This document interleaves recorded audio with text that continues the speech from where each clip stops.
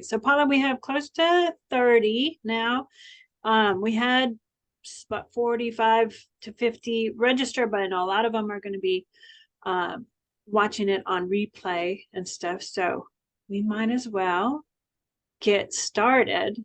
So everybody, I want to introduce you to Paula Merucci. She's got a website called EMDR Chicago. Has a lot of resources for you to look at in your spare time and everything. Paula did a webinar for us a couple years ago on the DES2, and that was wonderful. You might even have that on your website. I do. Offering. It's a wonderful, wonderful short little webinar to get a nice introduction on the DES. But Paula does her EMDR basic trainings. She does trainings with Farnsworth, Lobenstein, with dissociation, and probably do a lot more. No worries. But we are very happy to have you, and I know that you will give more of your introduction, and feel free to promote anything else that where people can find you coming up. And thanks so much for doing this for us. You're welcome. And Angie, just to put out there, where did you and I meet? When was the first time we met? Just at that DES. Just at that DES, I think. Okay. You put it out there, and and I listened to it, and I said, how about you do it for our network? And then yeah, absolutely. Great. Well, thank you. Thank you so much. I was just telling Angie earlier that I love it when she requests something that I hadn't thought about presenting on, because the amount of learning is so amazing for me. So I was just thanking her so much for coming up with this fantastic topic. And then also, I am a basic trainer. So I train hundreds of therapists, EMDR therapists, and I also work with Farnsworth Lobenstein in the Introduction to Structural Dissociation, Ego State Therapy, and EMDR, in that it probably should be the part 3. And I think that some of our trainers out there, like Michael Coy, for example, are doing that type of thing where they're throwing in that part 3. So we are going to be honoring dissociation before we get going this morning, because at the end of the day, blocking beliefs are depersonalization. And so I'm going to get Angie going on her skills. I'd like for all of you to just send a chat bomb to Angie and just let me know if you feel comfortable with what you know about depersonalization. Just a yes or no question.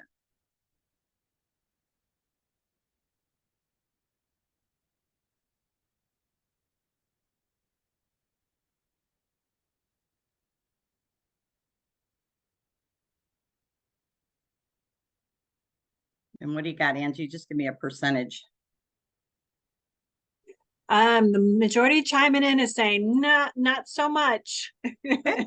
That's great. No worries. Another piece I'm going to put out there before we get going, because we're going to be covering a lot today, is that I don't want you to walk away thinking, oh, there's so much I don't know. And I know you're going to do that anyway. But at the end of the day, a lot is going to be introduced. And what I want you to do is I want you to get excited.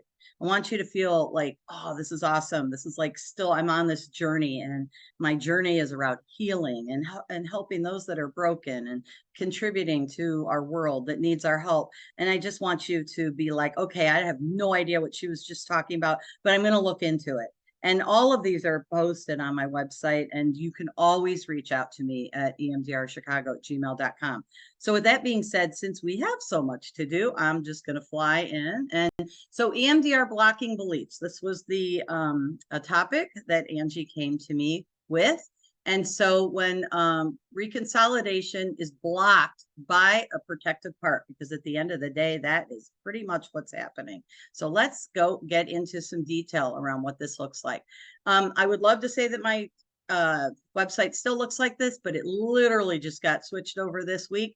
But the point is that you can find an amazing amount of resources, my prior presentations, and any newsletters that might be interesting to you. It's all just there for you. It's the only reason why I have a website, is so that people can access what it is that they want me to send them, and I don't want to have to send it out more than once. So just know that that is for you.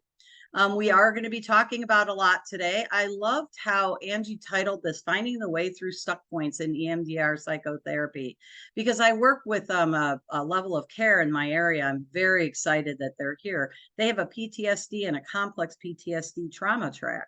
And so I send a lot of my clients over there, and they're doing stage 2 memory work. And they are always sending my clients back with these worksheets on identifying stuck points. And I struggle with it, because if you're doing a CBT approach with a stuck point, you're basically trying to bring evidence to prove that that stuck point isn't real.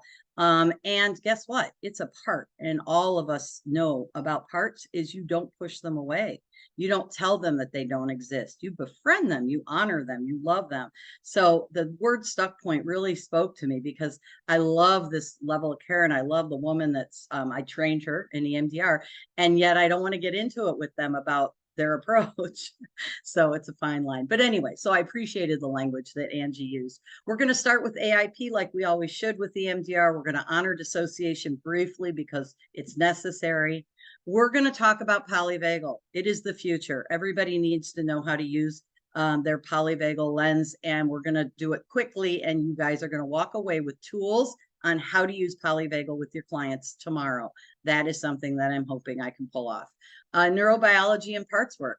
Parts are energy. Energy are bundles of neurons that have the neurons that fire together, wire together. That is what we're looking at when we think about parts. So if somebody was really mean to you for 8 to 10 years, you probably have a bundle of neurons that are called a part, and that part is probably really mean. That is neurobiology. That is not because the client has an issue. So we are going to look at the neurobiology, and with that, moving into using like our EMDR tools, we want to know what memory reconsolidation is. So we're going to go through that. I'm going to give you 3 steps, and you're probably going to be like, I'm never going to remember this, and that's okay. Defining blocking beliefs and protective parts and how they connect. And then we're going to look at 3 interventions, of which 2 of the practicums we're going to do as a group today. And then we are going to look at reviewing our tools, see if you guys learned EMD or EMD little r or EMDR 2.0 in your basic trainings. And then we're going to end with an unblending script. Now, as I say all of this, I probably will have a panic attack, because I'm like, how are we going to do all this in 3 hours? But let's get going. So stuck point. So CPT is one of the orientations used. Trauma work is it comes from in a triphasic model, stage 1, stage 2, and stage 3. And our EMDR 8 phases just fit into it so nicely. And, you know, I feel very grateful that I can in fact use EMDR as my model or my orientation when it comes to working with trauma. But there are other models out there. And so I was just once again looking at that stuck point and trying to figure out our internal beliefs, those negative and positive beliefs that we talk about. And I am going to use the word beliefs and not cognition. So you're responsible for switching over that language for yourself.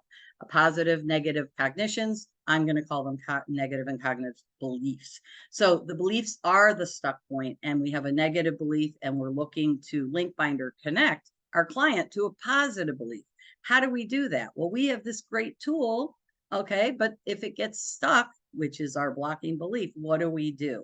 And other orientations try to talk the part out of being stuck. And that, as we know, hopefully we know, or you will know by the end of this presentation, that doesn't work. We cannot do that. So moving on, let's start with our adaptive information processing model. This is the model that guides EMDR, without the adaptive information processing model, also known as AIP, there is no EMDR. So EMDRIA defines EMDR as an evidence-based clinician-led psychotherapy for PTSD. In the 1980s, late 80s, early 90s, this was a miracle. It was amazing. You know, one of our colleagues, Andrew Leeds, he was in a car accident, he and his wife, and that's how they found EMDR. And he thought that it was crazy. And he's, you know, one of our leaders to this day. So the adaptive information processing model gives us the framework through which we honor our 8 phases, our 3 prongs. 8 phases being that EMDR is 8 phases, not 1 or 2 phases, but all 8, and that we are always honoring the past, the present, the future. which is what makes EMDR so special. The AIP is natural of the body. It is changeable. It is geared to link, bind, or connect internal and external experiences. So everything that's being lit up in your brain is going to be connected in some way, shape, or form. These experiences are translated and stored in what we call associative networks. And we're always looking to find our what we call channels of association, which is our past, present, future. In the trainings I like to use, they call them Paula-isms. You can call them what you want, but memorizing or remembering or finding language for our clients can be difficult. So I call it the 20-80 rule. 20% of what you're experiencing is about today, and 80% comes from the past. And that basically is how we look at a client from an AIP lens, is your past present connection. If you're being critical to yourself in this moment, there's a reason for it. You're not just born that way. And we can look at our past and figure out where that came from. If dad called you names, you're probably calling yourself those same names. That's our 20-80. And that is what our AIP processing model tells us, is that we can go back and we can heal. We can link, bind, or connect some of those negative, maladaptively stored memories with what is happening today. And that's what we're going to be talking about when we talk about memory reconsolidation. The key takeaway is that neurons that fire together wire together. So through transaction after transaction after transaction, if it's going to be appropriate attachment or not appropriate attachment, it all starts in the very beginning of life. That's going to be what makes up your brain and how you react to things. One of the primary principles of the AIP model is the notion of this dynamic drive toward mental health, that naturally our experiences link up with existing neural networks, and that the overall end result is meant to be positive. But what happens is when you experience trauma, that doesn't happen, and that positive doesn't link, bind, or connect. So our brain is on auto pilot, looking to create healthy experiences for us by linking, binding, and connecting those that may be negative, until we experience something that's traumatic. And when it's traumatic, it does not process. In our trainings, like I said, I'm an EMDR basic training and I'm a visual learner. We use a lot of visuals. And so when we think about how memories are stored, our trauma memories, we've got two types, isolated and frozen, not important for us to know here. But we want to know that what the neurons and the neural networks look like. So once again, neurons that fire together, wire together. Here you have a client that comes from an inappropriate, not good enough attachments. They're shamed early in life. They're shamed, bullied at school. They're shamed by their boss, and then they're continuing to be shamed. These are actual neurons that are firing and wiring until you have a cluster that is a very strong energy. And that energy is living in this neural network of, for example, in this whole presentation, we're going to be working with the negative belief of I am worthless. But that also works with the positive. We've got the adaptive positive memory network, and here you've got this baby being held, and you've got a good enough relationship within the family system, and then you go out and you meet somebody and you repeat what you learned, and then here you are with the family, and we've got what we have is a positive, more adaptive neural network. I am worthwhile, for example. Our goal is to link, bind, or connect these two. Because when we experience our positive and negative neural networks, it's trauma that doesn't allow the two to link, bind, or connect. When we're looking at our adaptive information processing, the neurons, once again, that fire together, wire together, this is going to be what we use as a negative belief in this presentation. And this is going to be a positive belief. Think of all the neurons that have fired here, especially for our complex clients. And the goal is to use the eye movements. We'll be looking at different tools, but for the most part, we're looking at the 3 action mechanisms for EMDR. And our goal is to link, bind, or connect and just zip this up into what would be adaptive and take us into our last phase, which is our phase 8. But what happens when we run into trauma? We have the past-present connection, the natural healing process gets blocked. It gets stopped. hence maybe the language blocking belief, but we cannot link, bind, or connect our negative and positive neural networks. And then that also leads me to the question of what kind of trauma are we working with? Because EMDR originally was for PTSD. PTSD in the DSM-4 was about anxiety. It was about symptoms. In the DSM-5, date 90s, not sure, don't quote me on that, but the DSM-5 switched it to the trauma itself, what the event was. So we need a criterion A traumatic event in order to diagnose PTSD. Well, where does that put us with complex PTSD? And what kind of trauma are we looking at, and what's walking into our rooms when we're meeting our clients? I pulled this chart. I made it myself, but I pulled all the language and ideas from Dr. Frank Anderson, who I definitely recommend if you're going to be doing any type of parts work. He was trained under Richard Schwartz, but he comes from a dissociation background. But anyway, that's beside the point. These are the various types of trauma that we see that walk into our office. Anything from acute to PTSD, we've got the research. EMDR is our tool for sure. We go in, we had a shooting up in Highland Park a year ago, and my clients that had good enough attachments and came in with just a PTSD or an acute stress disorder were out the door in 6 sessions. It's amazing. The tools that we have are amazing. And what we can do, the healing we can bring to our clients is awesome. But what we're seeing now, especially since the pandemic, is we've got more complex clients coming in our door. We've got complex PTSD. We've got relational trauma, developmental trauma. We've got betrayal trauma. We need to figure out, first of all, what the treatment plan and how is it going to be different. And we in this country don't even have a way of diagnosing it. If you lived outside of the United States, you could diagnose it. But here in the United States, we've got a PTSD dissociative subtype, but it doesn't really give us a way to be specific. And I'm not about diagnoses, but it's hard to work with an insurance company when you need an extra 20 minutes with a highly dissociative client when we don't even have a diagnosis code for that. Okay, let's not go off on a tangent there. So, but our complex PTSD clients need a different type of treatment plan. Our complex PTSD clients are going to be those clients that experienced inability to escape, chronic emotional, physical, or sexual abuse, neglect for years, and a inappropriate attachment in that there's no safety and there's no trust. And these are the clients that we're starting to see come into our office. And that is a very different presentation than a client that's got PTSD, one-time criterion A event. So we want to take that into consideration as we go into this presentation, because if you run into a blocking belief, you're going to be running into dissociation of some sort, not necessarily the type of dissociation that means that you need to not move into your later phases of EMDR. But if we trauma therapists are going to be responsible, we need to understand our clinical landscape of our client, and that includes their dissociation. I don't want to give it away just yet, but I'm going to give it away right now. A blocking belief is a client that's experiencing depersonalization.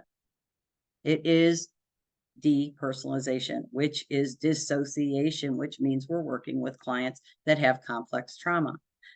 I am a trainer. This is not addressed in our trainings. It's addressed in my training, but it's not addressed in our trainings. And so it's starting to. If you went to the conference, I don't know, I'd love to hear what people's thoughts were if we talked about it enough. But the go-to is polyvagal, and we'll talk about that in a minute. At the trainings, the basic trainings, everybody needs to do a DES now. This is the DS that has been provided by Dr. George Fraser, who's given us permission to use it. This is what he uses in his classrooms with his students. And it's a great way for you, the therapist, to understand your client's dissociation. You can find this on my website. You do not need to know how to use it. All you need to do is use it. After you've given it to your client and you've had them fill it out, you do the interview. It's not about numbers here. It's about the interview. And you ask your client to share with you their experiences of any question that's over 10%. So number 27 that talks about hearing voices in your side of your head that tell you to do things. That's important. We want to know that about our client. If our client looks in the mirror and doesn't recognize themselves, these are things that we want to know. If your client is outside of their body and observing themselves, and once again, we want to know examples. We want to know if it's something that the client appreciates or not. We want to know how far back it goes. You're basically doing a parts interview. So the DES is something, like I said, that I don't know when all of you were trained, but it is now required, and it's given out in the part 1 of the trainings. And as well as I do, there are a lot of different trainings out there, but the organization that I work with, this is something that we take very seriously.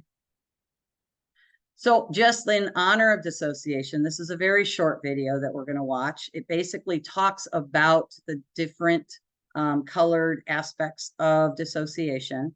On the DS are depersonalization, derealization, amnesia, which are going to be the 2 most important ones.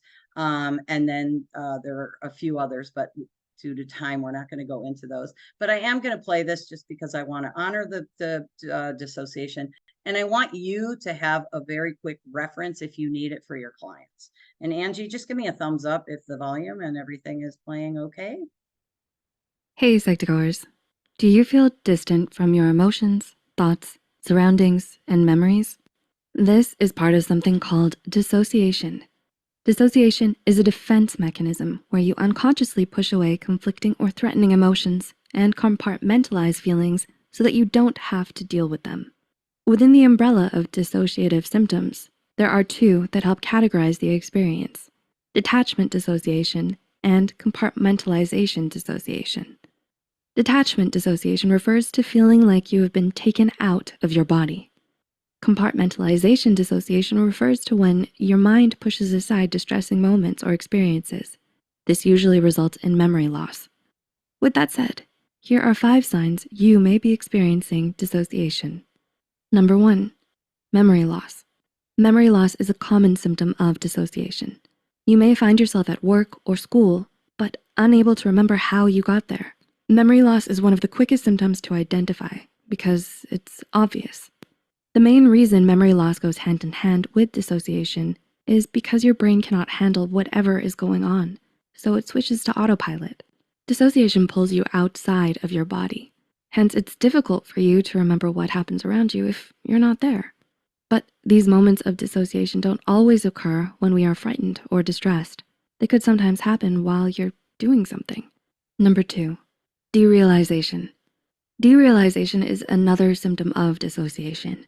It sometimes feels like a dream where things are colorless, dull, or blurry. Derealization is distressing and can cause anxiety, but it's common for those with anxiety, depression, and other mental illnesses. However, derealization differs from other psychotic disorder symptoms in the sense that there is a degree of awareness. You are aware of reality and the feeling that distances you from it. Number 3, feeling lightheaded. There are many reasons why you may feel lightheaded, but in the context of mental health, dissociation can be a cause. When lightheadedness is paired with another one of the symptoms mentioned above, then the cause is most likely dissociation. The vestibular system is a sensory system responsible for spatial awareness and sense of balance. However, when you dissociate, you are not aware of your surroundings. When you come to, the sudden realization of your surroundings serves almost as vestibular stimulation and makes you lightheaded. Number 4, not feeling pain. Another sign of dissociation is not feeling pain. There is research suggesting that dissociation not only minimizes painful memories, but also the physical pain attached to them. However, the connection between dissociation and pain is not solely related to trauma. People who experience chronic pain can also experience dissociation. For some who experience dissociation as a result of a mental health condition, the feeling of not feeling in your body can sometimes lead you to self-injure. Although it makes sense to do something to bring you back into your body, self-injury is not the best option. And number 5, a loss of self-identity. Another aspect of dissociation is depersonalization. It's similar to derealization in the sense that you feel like you are watching yourself. However, depersonalization makes you feel distant from your mental process. You feel that you're an observer of your own life. Depersonalization can occur with other symptoms on this list. It can be a very scary feeling, like you don't have any control over your body. Some clinicians believe that extreme stress or trauma can produce depersonalization. So, do you relate to any of these signs? Dissociation can be frightening and, in some cases, intrusive. It's not like a physical illness where diagnosis and treatment are administered via exams. But there is treatment, among them being psychotherapy, medication, family therapy. Okay, so a short video that basically leads us into the DS if you need to go over it with your client. And then the color coded basically gives us information around what types of dissociation our clients are experiencing. Dissociation is a coping strategy. If you have a client with complex PTSD, you have a client that dissociates, period. And if you have a client that dissociates, it is our job as therapists, trauma-informed therapists, to know what that clinical landscape looks like. It does not need to be a big deal. So just have your tool ready. And then as you go through the questions with your client and you say, hey, what is this like for you? You're going to learn firsthand as to what dissociation is, because I can't teach it to you because every client is different. Okay. So hopefully that's helpful. Just a couple more comments on dissociation. It is an adaptive defense response. Kathy Steele says, in many situations, the mind's ability to dissociate is an adaptive and rather heroic response to trauma. Stephen Porges, by dissociating, the client is allowing the mind to leave, even when the body is trapped.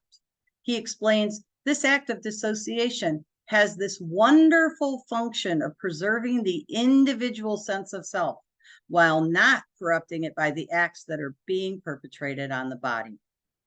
And our polyvagal theory would describe dissociation as a blunted dorsal vagal reaction.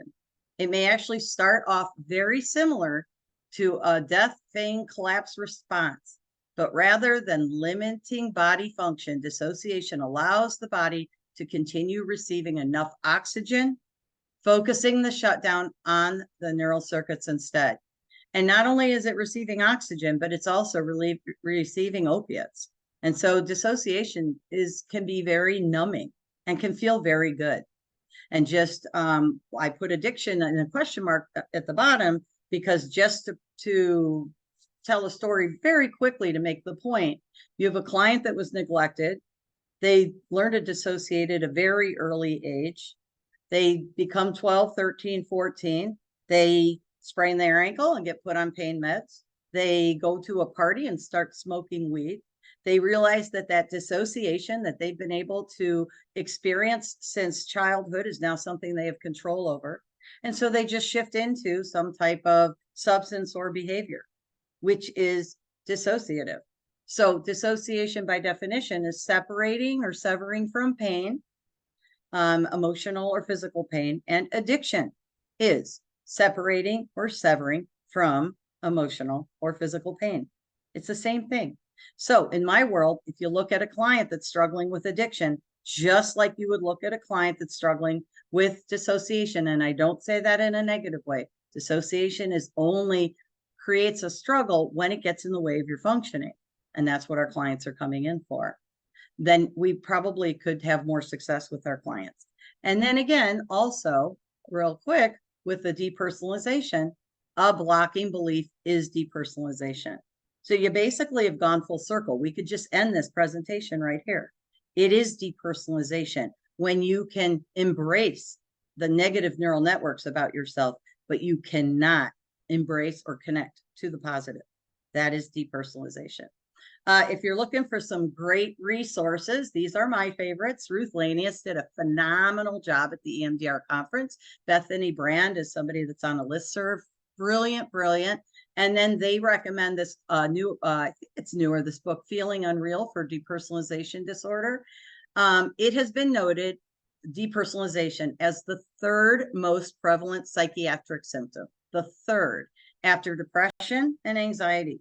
Yet the average mental health professional usually knows little about it.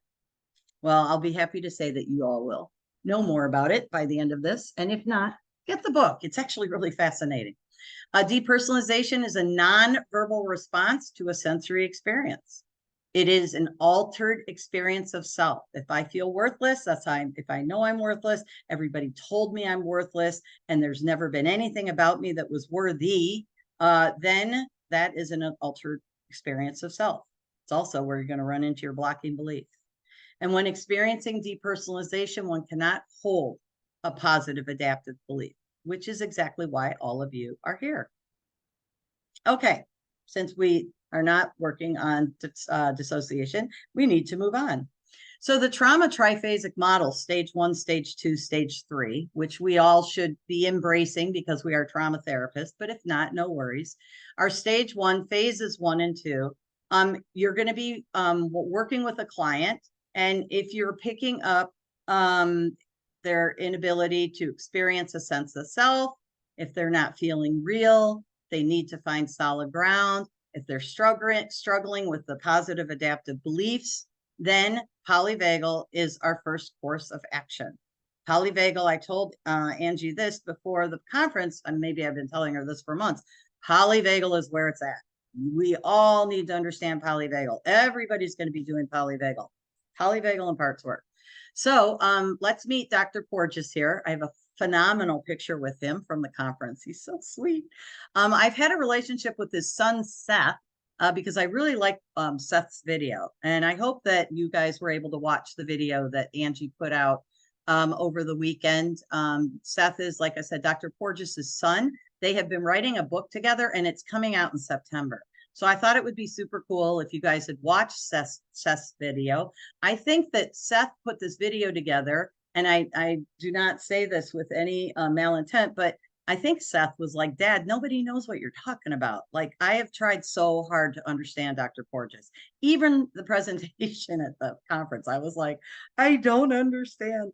So Seth, Seth is he is an actor, he's a comedian, he's a director. I think Seth or Dr. Porges said, you know what, Seth, why don't you make something for me? And he did. And that's where that video came from. It is the best 28 minutes. We show it in jails. We show it with, we can show adolescents can watch it. We have families watch it together. It's an excellent video to be introducing very basic language for polyvagal. So, what Seth introduced to us is the trauma, we added the word trigger, but the trauma traffic light. Basically, it gives our clients very easy language to discuss what state they are in. We're talking about self states. We're talking about ego states. We're talking about where these blocking beliefs come from. And so very easy. Green is going to be our socially engaged, relaxed, present. This is our goal in life state or zone. Yellow is our fight, flight, freeze, fawn. It is our activated, mobilized. I'm here to protect myself. And then red is this danger didn't go away and I need to shut down. I need to freeze. I need to numb myself. I need to disappear. I need to dissociate. And it also feels good because it's numbing. So we're going to be looking at polyvagal from a traffic light perspective. And this, like I said, is the video. I kind of want to know how many people watched it, but I don't want to call you out. So anyway, I hope you did. Definitely watch it after the presentation. Put it on in your car. Okay, don't watch it, just listen to it. But you can't watch it enough. It's excellent information. I haven't seen the book. It comes out in September that Seth and Stephen wrote together, but I'm hoping they use the traffic light as their analogy. We will see. I can't really promote the book till I've read it, but with that being said, I can promote the two men that wrote it together. On my website, and what you guys received as well, is the chart that we use with our clients that also speak to the trauma traffic light. So when our clients are in their green zone, when they're in a green state, when they're curious, compassionate, calm, and connected, if those words sound familiar, the 8 C's of IFS, here is where we want our client to at least have one foot when we're in dual attention. When our clients move into their sympathetic nervous system, and Angie was speaking to how at the conference, they use this language throughout, which was really interesting. The sympathetic nervous system is going to be your fight, flight, freeze, fawn. It is mobilized. It is an increase in heart rate. It's an increase in blood pressure. It has adrenaline and cortisol that's released into your body. You are active. You're going to solve this problem. You're going to figure out how to solve this problem. This is where we experience panic and fear and anxiety. It's an increase of the heart rate. Your face can turn red. Your speech can get faster. Your palms can get sweaty. There's all types of ways that we can identify when we're in our yellow zone. And then last but not least, this is dissociation. This is our shutdown. This is going to be our dorsal vagal collapse. It is depression, it's helplessness, it's shame, it's confusion, being disoriented. This is where our heart rate drops dramatically below resting rate. You can have people that pass out or get dizzy as their heart goes from a sympathetic into a dorsal vagal. And by the way, the polyvagal is heart rate variability studies. So that's how Stephen came across this third state of self. So the red zone is going to be our dissociation zone. The reason why I like this chart, and I know that there are other window of tolerance charts out there that are phenomenal, is that you can't get to red without going through yellow. So this is where EMDR comes in, because we can come in and desensitize, I swear a little bit, the crap out of all of our triggers here in yellow and teach our clients about green and move them back and forth from yellow to green. And then we don't have to dissociate anymore.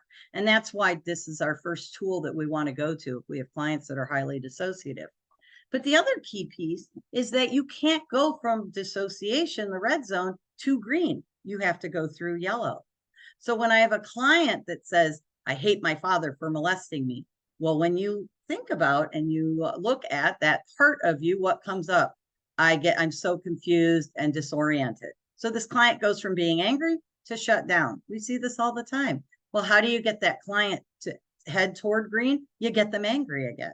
Well, I want you to be angry about what you just told me. I want you to be experiencing it somatically. I want your heart to start to pump. I want your blood pressure to go up.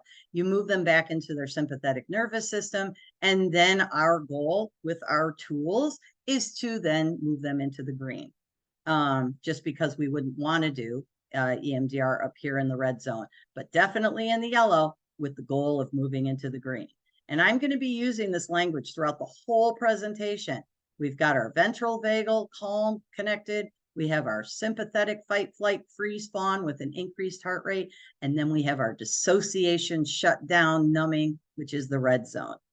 Very easy language. Client comes in and says, I was in red all weekend. Okay, let's talk about that.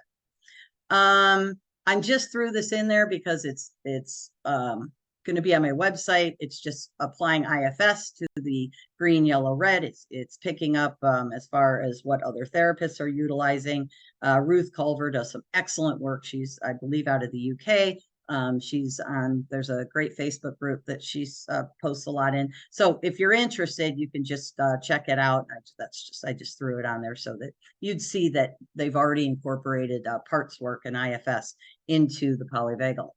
So when we work with our clients, we want to start in yellow. We don't want to start in green because they don't know what green is. A lot of our clients are going to say, I have no idea what it feels like to be calm, or there's no such thing as something that's good. And they have every right to say that. And we're not going to, that's going to be a part of them, and we're not going to argue with them. So usually we can start in yellow, and yellow is going to be our fight, flight, freeze, fawn. And fawn is codependence, just quick definition.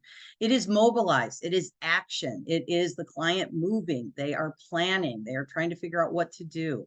Their amygdala hijacked with the intention to problem solve. So there's no access to the prefrontal cortex here. It's a fight, flight, freeze. It is an autonomic nervous system response. And it, like I said, with the increase in heart rate, if you get your heart rate above 110 beats per minute, you've lost connection with your prefrontal cortex, your thinking brain, and you're going to be in your limbic system. And there's a lot going on there that's going to be very impulsive about safety. It is the second layer in evolutionary development. It is the sympathetic branch. There's a ton of language. I'm not going to get into it, but the takeaway here is that it's increased heart rate and blood pressure, and a decreased rest and digest. Then the next one that we're going to look at is the red zone or the red state. Clients are in red a lot. Red is that shutdown. It is when they are immobilized. And there's two types of freeze. This is a question that comes up a lot. The freeze that's in yellow is the freeze where I have to stay still. And the freeze in red is a collapse freeze. I'm paralyzed. And the system is preparing for death. And we call it a dorsal vagal shutdown. And we can call it red zone or red state. We can make it easy. It's about numbing. It's dissociation. It's feigning death. And there are opiates that are released into the bloodstream so it can feel good. And it's immobilized and your heart rate is below resting rate. It is the original evolutionary development of our species. The more danger you're in, the more ancient your response. And this is that reptilian response. And you can go into all the details with all the language if that's something that works for you. But in my office, we just call it flop and drop because we think that's funny. And we call it the red zone. And this is the zone and the state that we need our clients to learn to work out of. And then there's green. This is our goal. As I said, complex clients are going to have no idea what green is. They're going to have what we call a fake red that they think is green, like, smoking weed.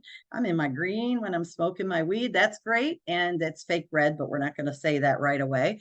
But we want to work with our clients around finding moments in their life when they experience green. So it can be a moment in time, like biting into a burger or having your cat climb on your lap and purring.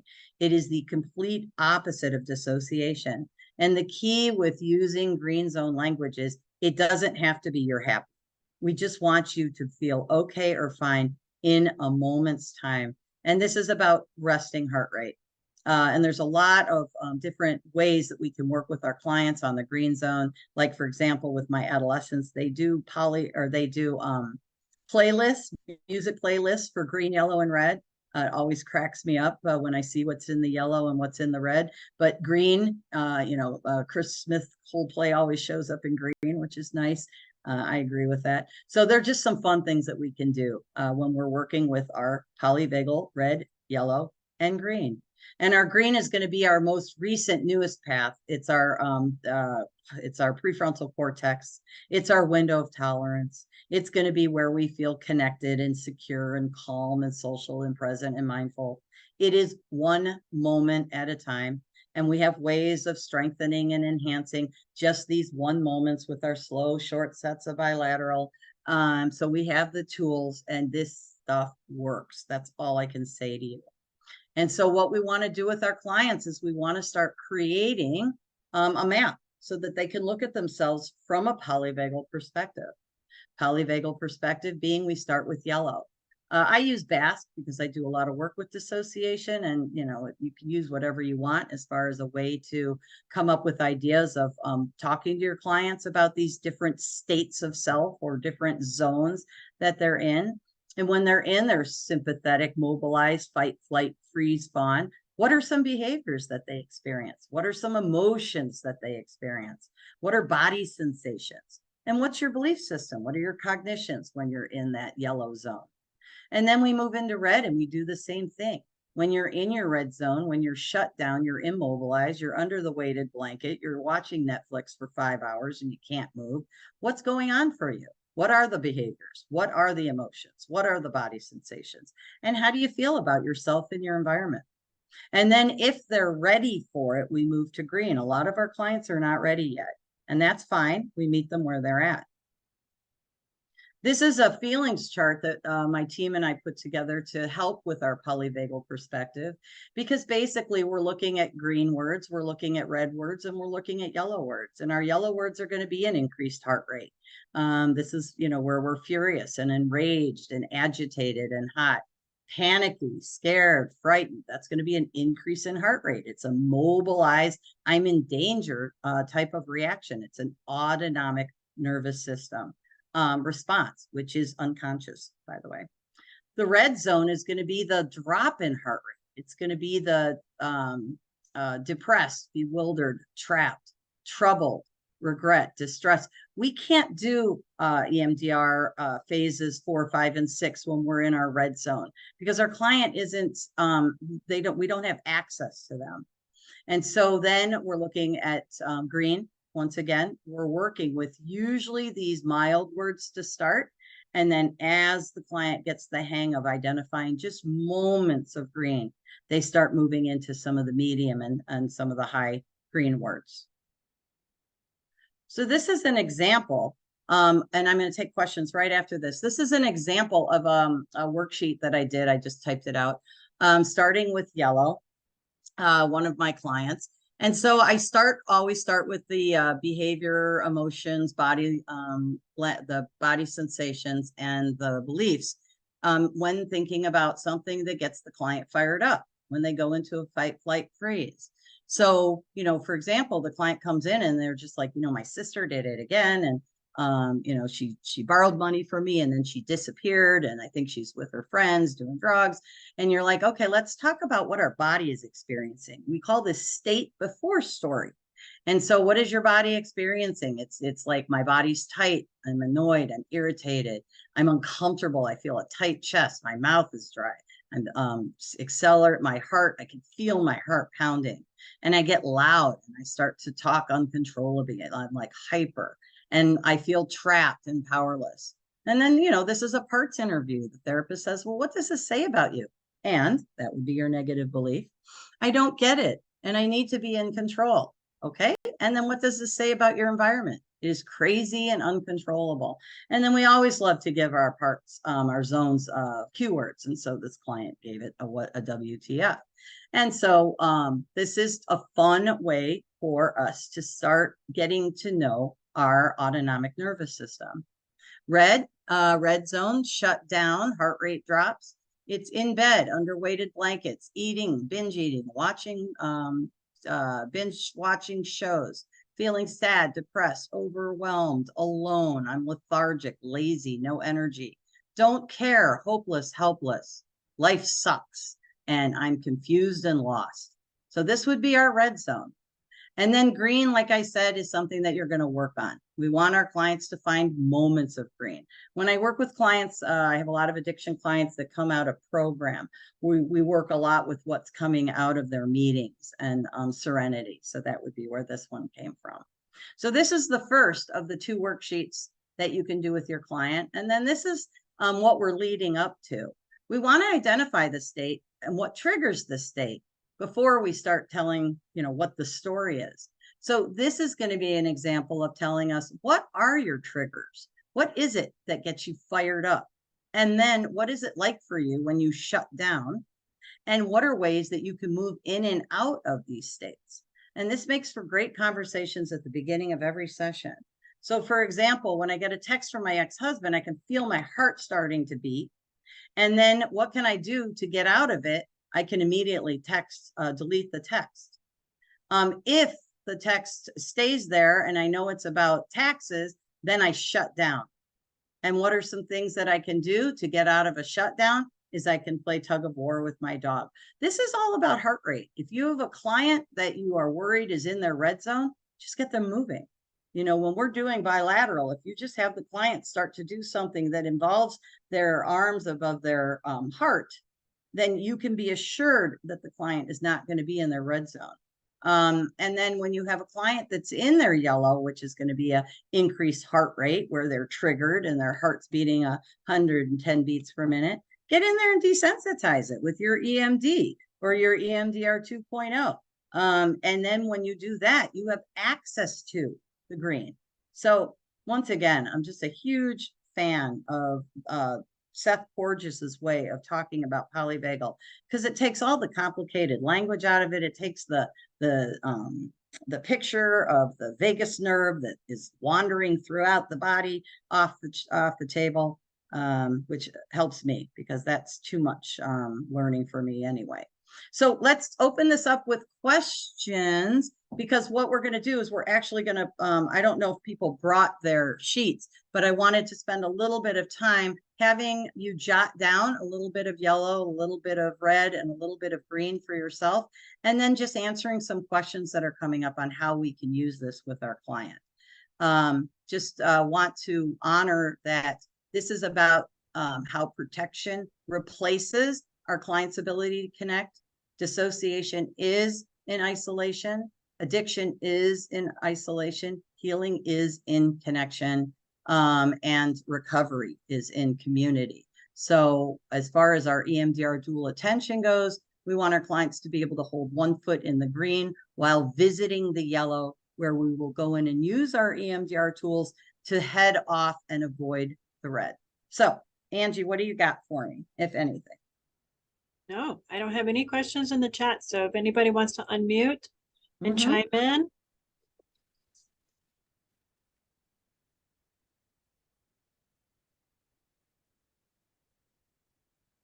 All right, easy peasy, polybagel. Okay, so what we're going to do is, if you don't have your sheets, actually, why don't you, if you don't mind, no, I don't want, let's see, how can we do this? I want you to just take a few minutes. I'm going to give you the, hold on, I'm going to give you the, there, I'm going to give you the feelings chart, and I want you to go into, and I want you to start with yellow. So yellow is going to be our sympathetic nervous system. So if you have your sheet in front of you, that's great. If you were able to work on it already, that's great. And I like for you to just think about a behavior, think about a couple emotions, maybe a body sensation when you are in that activated, mobilized fight flight zone.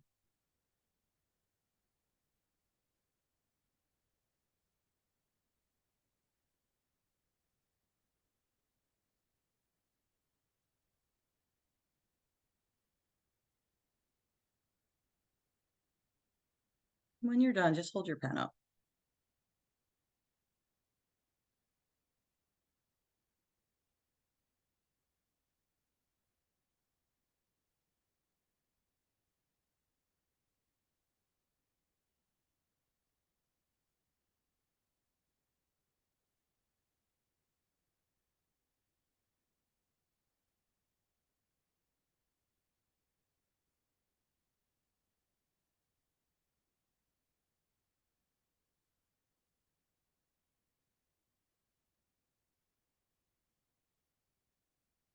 And then is anybody willing to unmute themselves and share?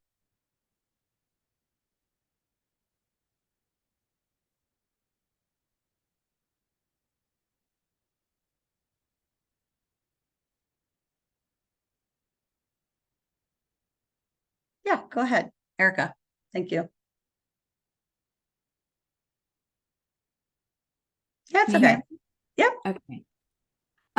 So yeah, so I didn't really get the first, what does this say about you, or what does this say about your environment just yet, but the behavior was I can tend to talk fast. So my talking speeds up, and I talk a lot. And the emotion underneath that is usually anxiety or fear. Body is feeling energized and wants to move. Maybe my leg might be moving, or my heart is racing. And the belief is I'm responsible for other people to understand, or, this is like if I'm getting up to do a presentation, then I step into that kind of. So what does this say about you? Maybe that maybe I'm trying to control, or I don't know enough. And what does this say about your environment? It may feel unsafe at the moment. I know that that's not, but I think that's probably what the underlying belief is. Excellent, excellent. And so as an EMDR therapist, I'm already hearing like our negative beliefs, and I'm hearing what our neural networks look like overall. And it gives you a sense of being able to identify when you are going into that state, when you're going into the sympathetic nervous system, just based on some of your body sensations. Excellent. Does anybody else want to share? Yellow.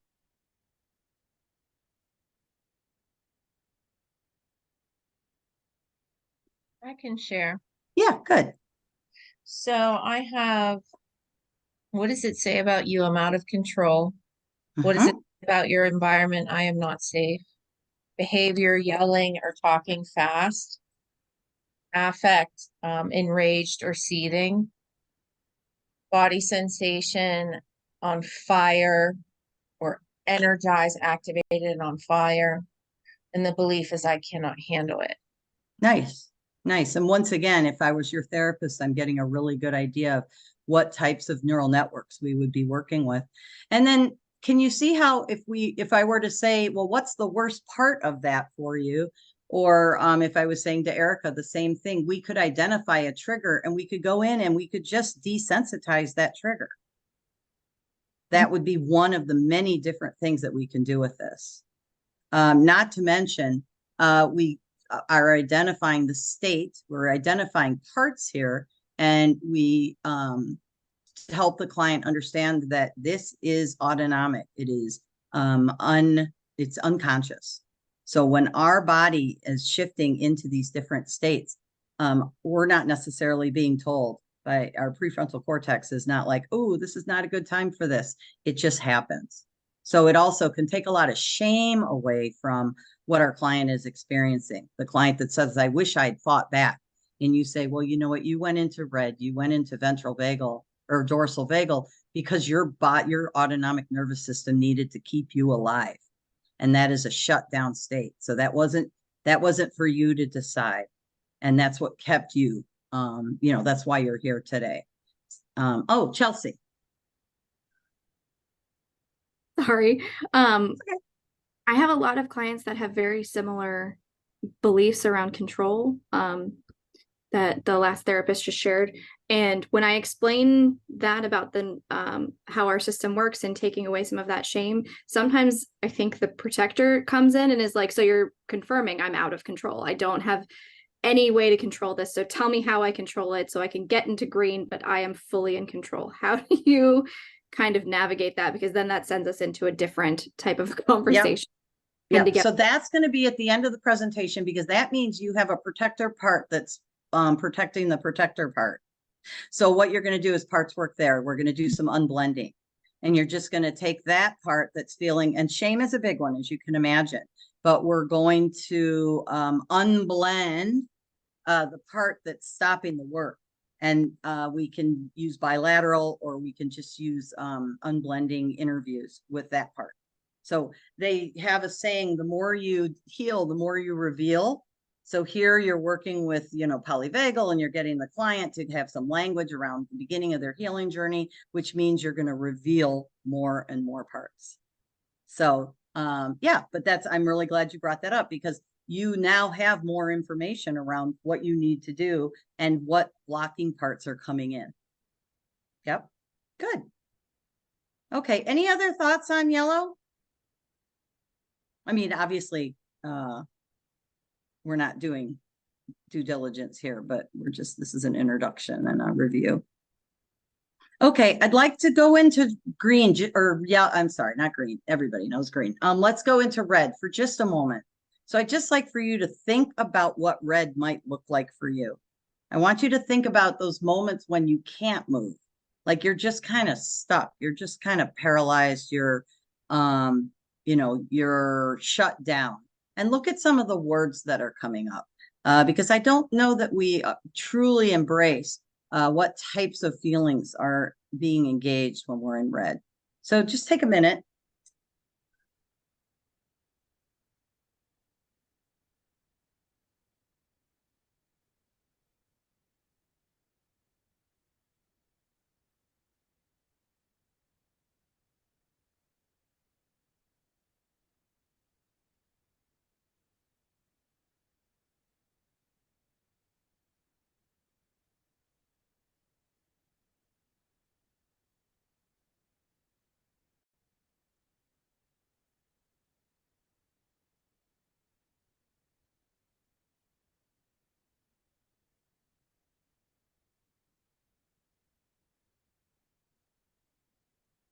So what are people coming up with here? If you don't mind unmuting yourself and sharing.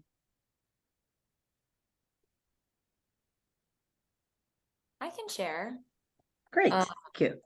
So far, I've written down behavior, sobbing, just laying down, completely disconnecting. Like I'll put my phone very far away from me. I don't want to see anyone, talk to anyone. Emotion, feeling very alone, desperate, or overwhelmed. Then leading into the body sensation, just feeling like a total collapse and a complete heaviness, like a weighted blanket's on me, but I don't have one. And so the belief so far that I've just thought of is I am alone. Yeah. Nice. Nice. Thank you for sharing that. And so we're not going to go in, we're going to honor this. And what we need to do is when we do our second worksheet, we're going to start talking about what are the types of things that trigger this and how can we move out of it. And it's purely focusing on increasing heart rate. It's not about, you know, oh, how can we get rid of the triggers? Or when we're talking about red, it's how can we get your heart rate up? What are some things that work? Oh, you love planks? Roll off the couch and do a plank. Oh, you love playing tug of war with your dog? Get your dog going. Whatever it is, ice chips, frozen clementines, it doesn't matter. Get that heart rate up. And that is something that our clients can embrace. Just if it's music that gets your heart rate up, once you get that heart rate up, you will pull yourself out of red. So I don't know, Meredith, maybe you can email me later, find something that works for you and let me know. Excellent. All right. Thank you for sharing. Is there anybody else that wants to share on red? I have a question about because what I'm finding when I'm completing the worksheet is what this says about me is often really similar to my negative belief. Like, so that I had a similar thing of like, what this says about me is that I'm alone. Do you have advice about like separating that or kind of building that out more? Well, so, you know, this is kind of where we're at with Chelsea too, because what we're running into is really young parts here, and young parts have protector parts. And so I'm alone is going to come from probably a pre-verbal.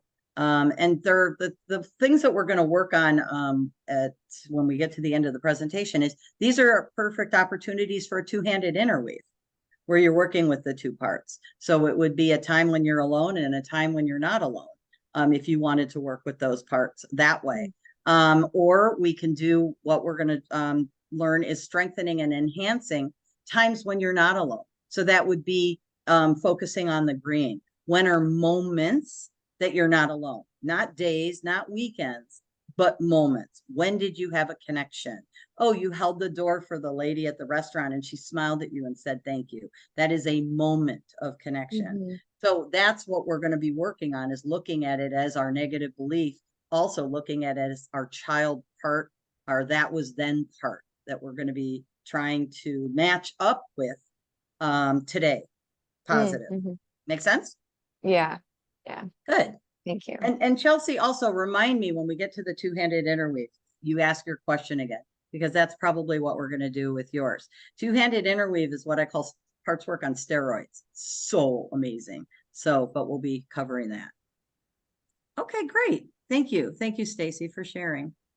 All right. So I'm sorry we have to spend such a short amount of time on this, but I'm hoping that when Seth and Stephen's book comes out next month, and I have no idea, I didn't ask if they're using the traffic light analogy, but I am a huge fan of this because I'm having a lot of success.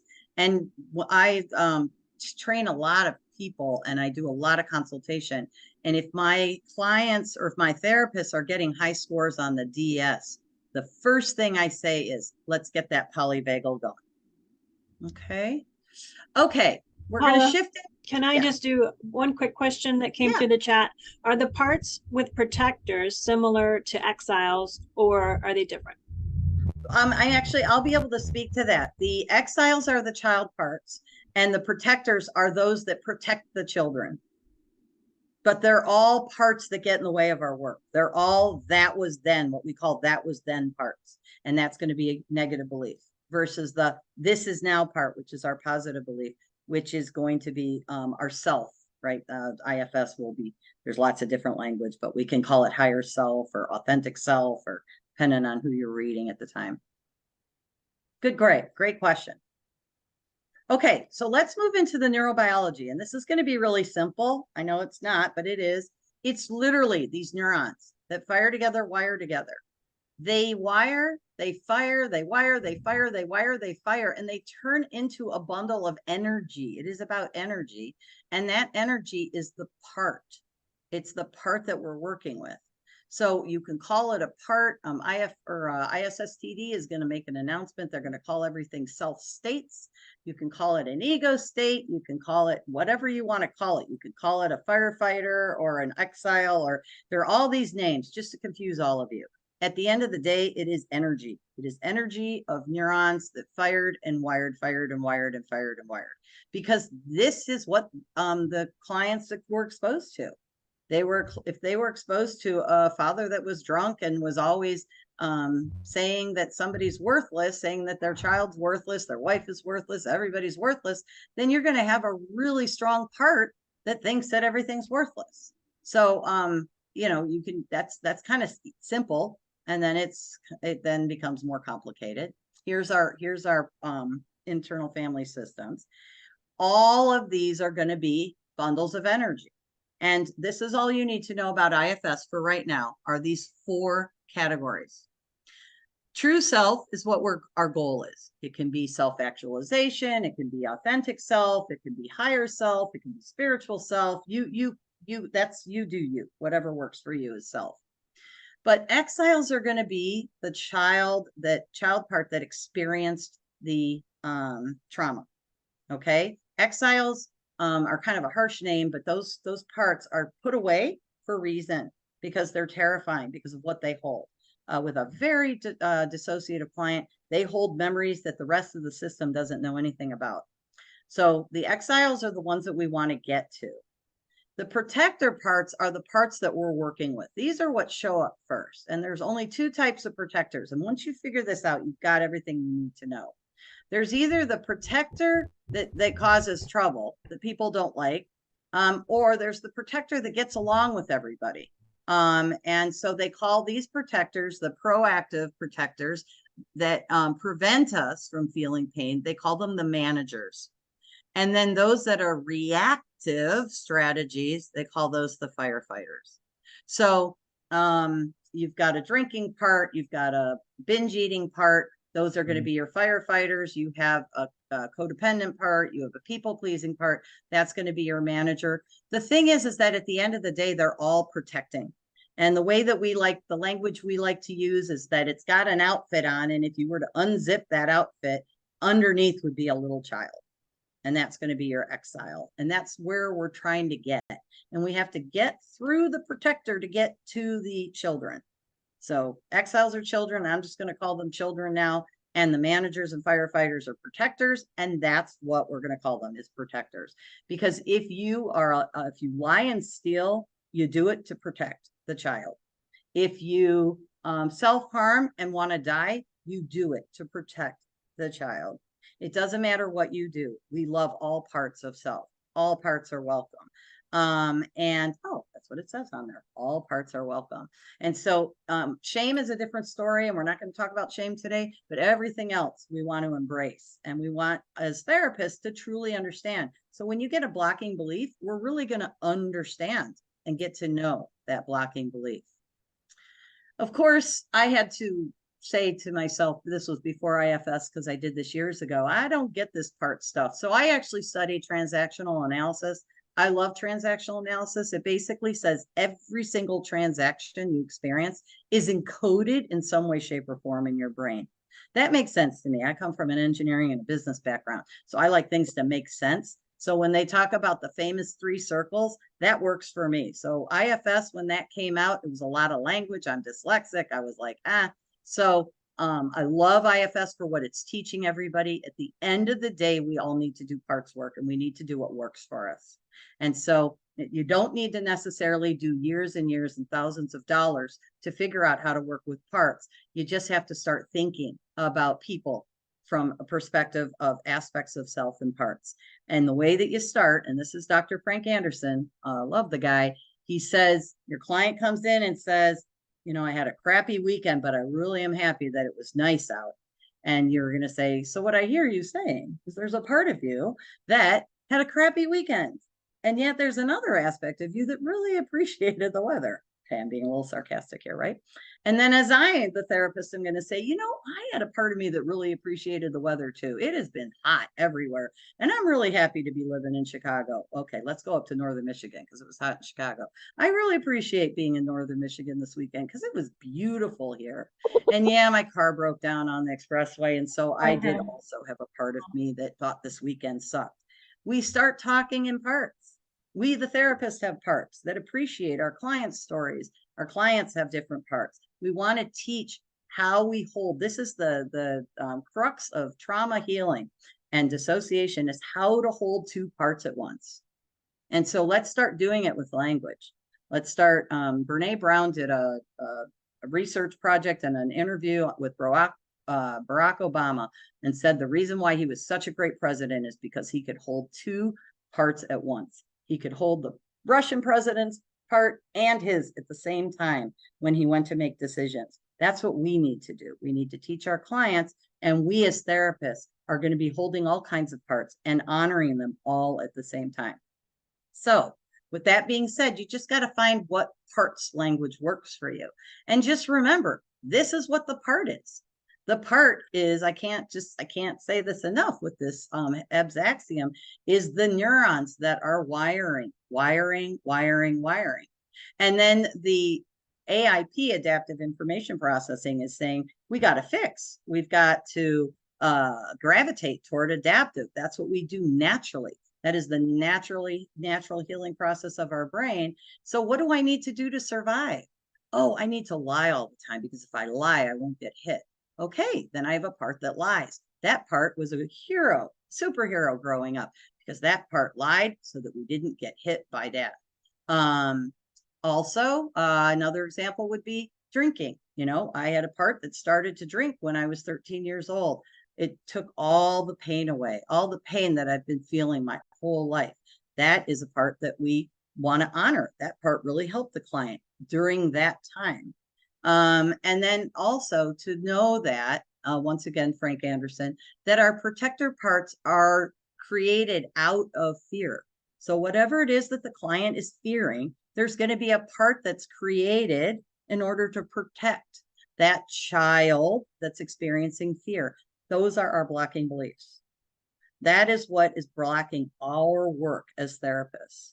So we need to just put language to what it is that's blocking the client. And we're going to get to that. So I have a lot of fun. And so this is our negative belief here, negative belief in cognition. And this is our positive belief in cognition. This is our client that started off at a very young age being told that they're worthless, you're worthless, and then they're worthless here and they're worthless here. And this goes up in time. So this is the future up at the very tip. But I made them into little parts so that you can get the idea that this is what parts are. And we're going to have parts that are positive beliefs, and we're going to have parts that are negative beliefs.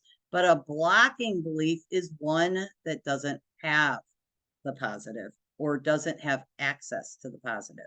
So if you can look at it from that perspective, you know that you've got the negative. You know what the client is struggling with. They grew up in an alcoholic home with a lot of abuse for many, many, many years.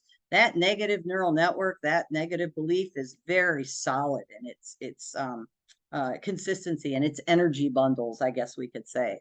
But what we need to do is we need to work on the blocking belief that is helping the client stay away from that trauma. And we have nothing over here with our positive neural network because we were too busy trying to save our lives. Who is it that says that? Maybe Elizabeth Howell.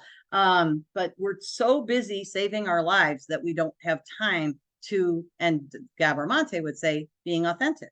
So it's about attachment in service of survival. So what is polyvagal? How does that come in and help us here? Well, the protector parts are either going to be in yellow or red. So when you run into a blocking belief, the first thing you're going to ask yourself, is this blocking belief in hyperarousal or hypoarousal? Is it mobilized? Is it immobilized? Is it yellow, where it's fight, flight, freeze, fawn? Because I can do something about that. Or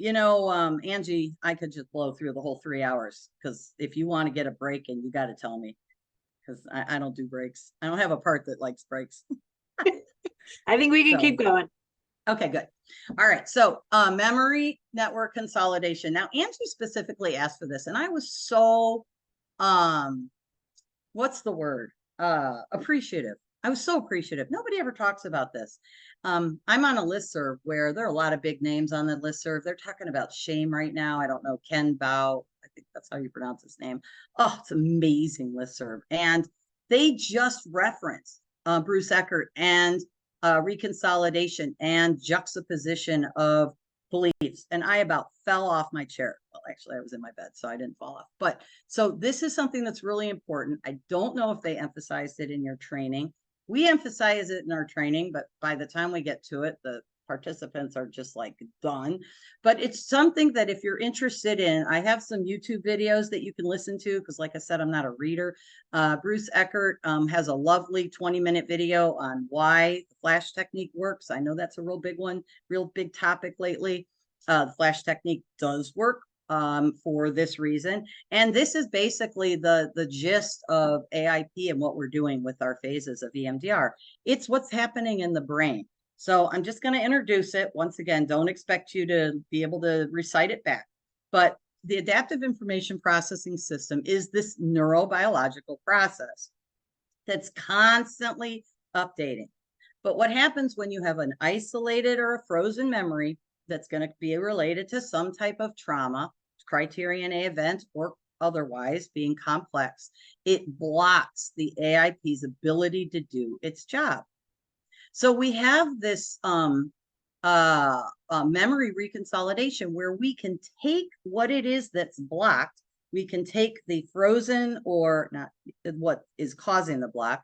We take the frozen or isolated memory. We can reactivate it. We can go in and we can change it permanently.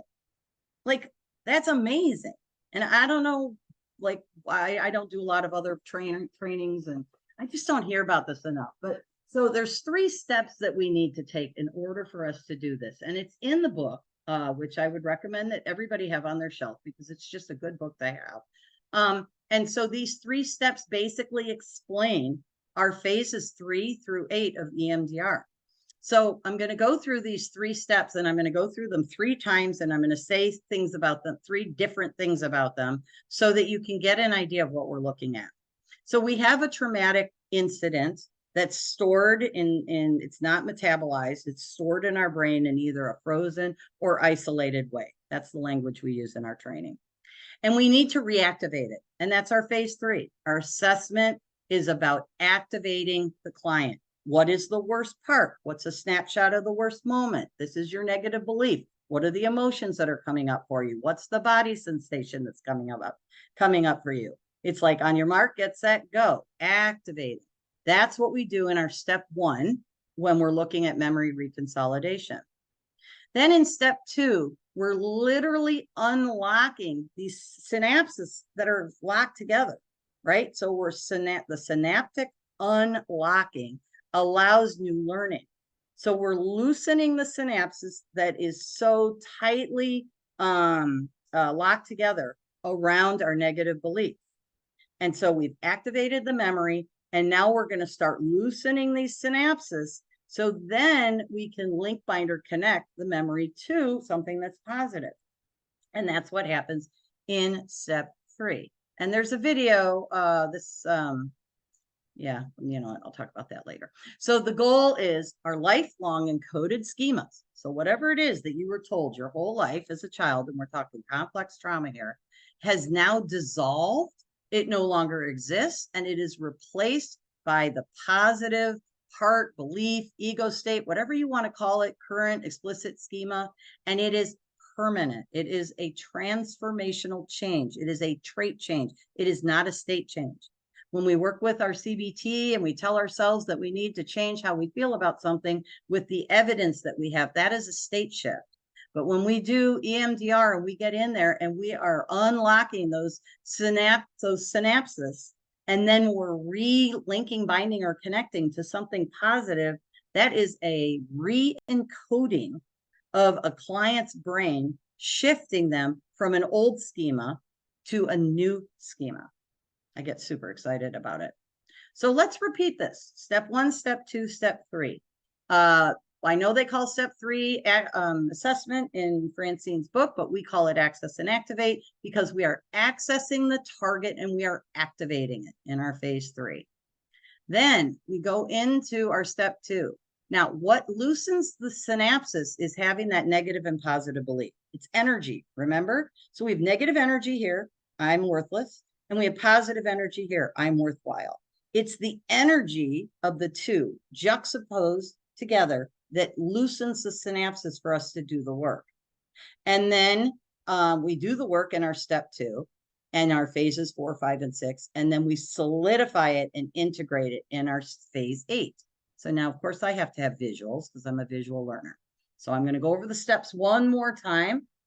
Step 1 is access and activate. That's our phase 3. It's unlocking the opposing memory network. So we're pulling up the target and we're activating it. And then we are holding our negative and positive belief. And they call it juxtaposition. It's supposed to be mismatched because the energy that's bumping up against each other is what's loosening the synapses of that historic encoded memory. Does that make sense to everybody right there? Okay. Now, I'm going to ask you a question to throw you off, but what if this positive belief is blocked? What if it doesn't have energy? Is this going to work? That's why EMDR doesn't work with blocking belief. This is our problem, our positive belief. We need to do something. We need to get it activated. Think about it from a motivational interviewing perspective. There is no motivation. There's no energy here. There's no buy-in. So you don't have the juxtaposition. You don't have that energy. Your EMDR is not going to work. Okay, let's go back to what we're doing here, though. So right now we have I am worthless, I am worthy, worthwhile. We've got the mismatch. We've got the energy there. We've got the brain primed for transformational change. We go in. Our step 2 is going to be those eye movements, whatever it is that we're doing. There's 3 action mechanisms: working memory, orienting response, and the bilateral from our REM sleep. So we stimulate the mismatch, positive and negative, and we are looking for them to link, bind, or connect. And then we end up in our step 3, where it solidifies, and our SUDS for I'm worthless is 0. Our VOC for worthwhile is 7. And then it moves into an integration with the rescript and rehearse. Not sure if you guys cover that or not, but that's here nor there. So those are the 3 steps. The reason why this is so important, and I was really grateful that Angie brought this up, is this is why blocking beliefs block our work, because there's no juxtaposition, there's no energy. The positive belief is the problem. And the positive belief is the client today. It is what we call the this is now. We've got plenty of energy on the that was then, on the child part, on the external locus of control, whatever you want to call it. But we have no energy here, and we need to create this. This is our job as therapists, which is when we work with the blocking belief. As I talk about this, like this should be 2 parts. This should be just part 1, but that's okay. So what we're looking for in conclusion is we want a permanent trait change, not a state change. So here we needed the juxtaposition of 2 opposing energies, the negative and positive, to loosen the synapses of the negatively encoded memories. But what if that adaptive positive belief is a blocking belief? Is there opposing energy? There is not, because there's no buy-in. Like, once again, pre-contemplation stage of change if you do motivational interviewing. Is the memory reconsolidation going to work? No. There is no juxtaposed or opposing energy to prime the brain for the EMDR to work. This blocks our processing. I just think that's amazing. And so, Angie, thank you very much. Because it didn't all come together until I put that into the presentation. I'm like, oh my gosh. So, fun fact, this is what depersonalization is. It goes in full circle. The client's inability to embody the identified or agreed upon adaptive positive belief. That is depersonalization. And so here we've gone full circle with dissociation. So this whole presentation that we should basically make a day out of is working with a client that is in some way, shape, or form depersonalized, not necessarily to the point where they can't, you're going to do your DS and determine, you know, what's appropriate for them and what's not.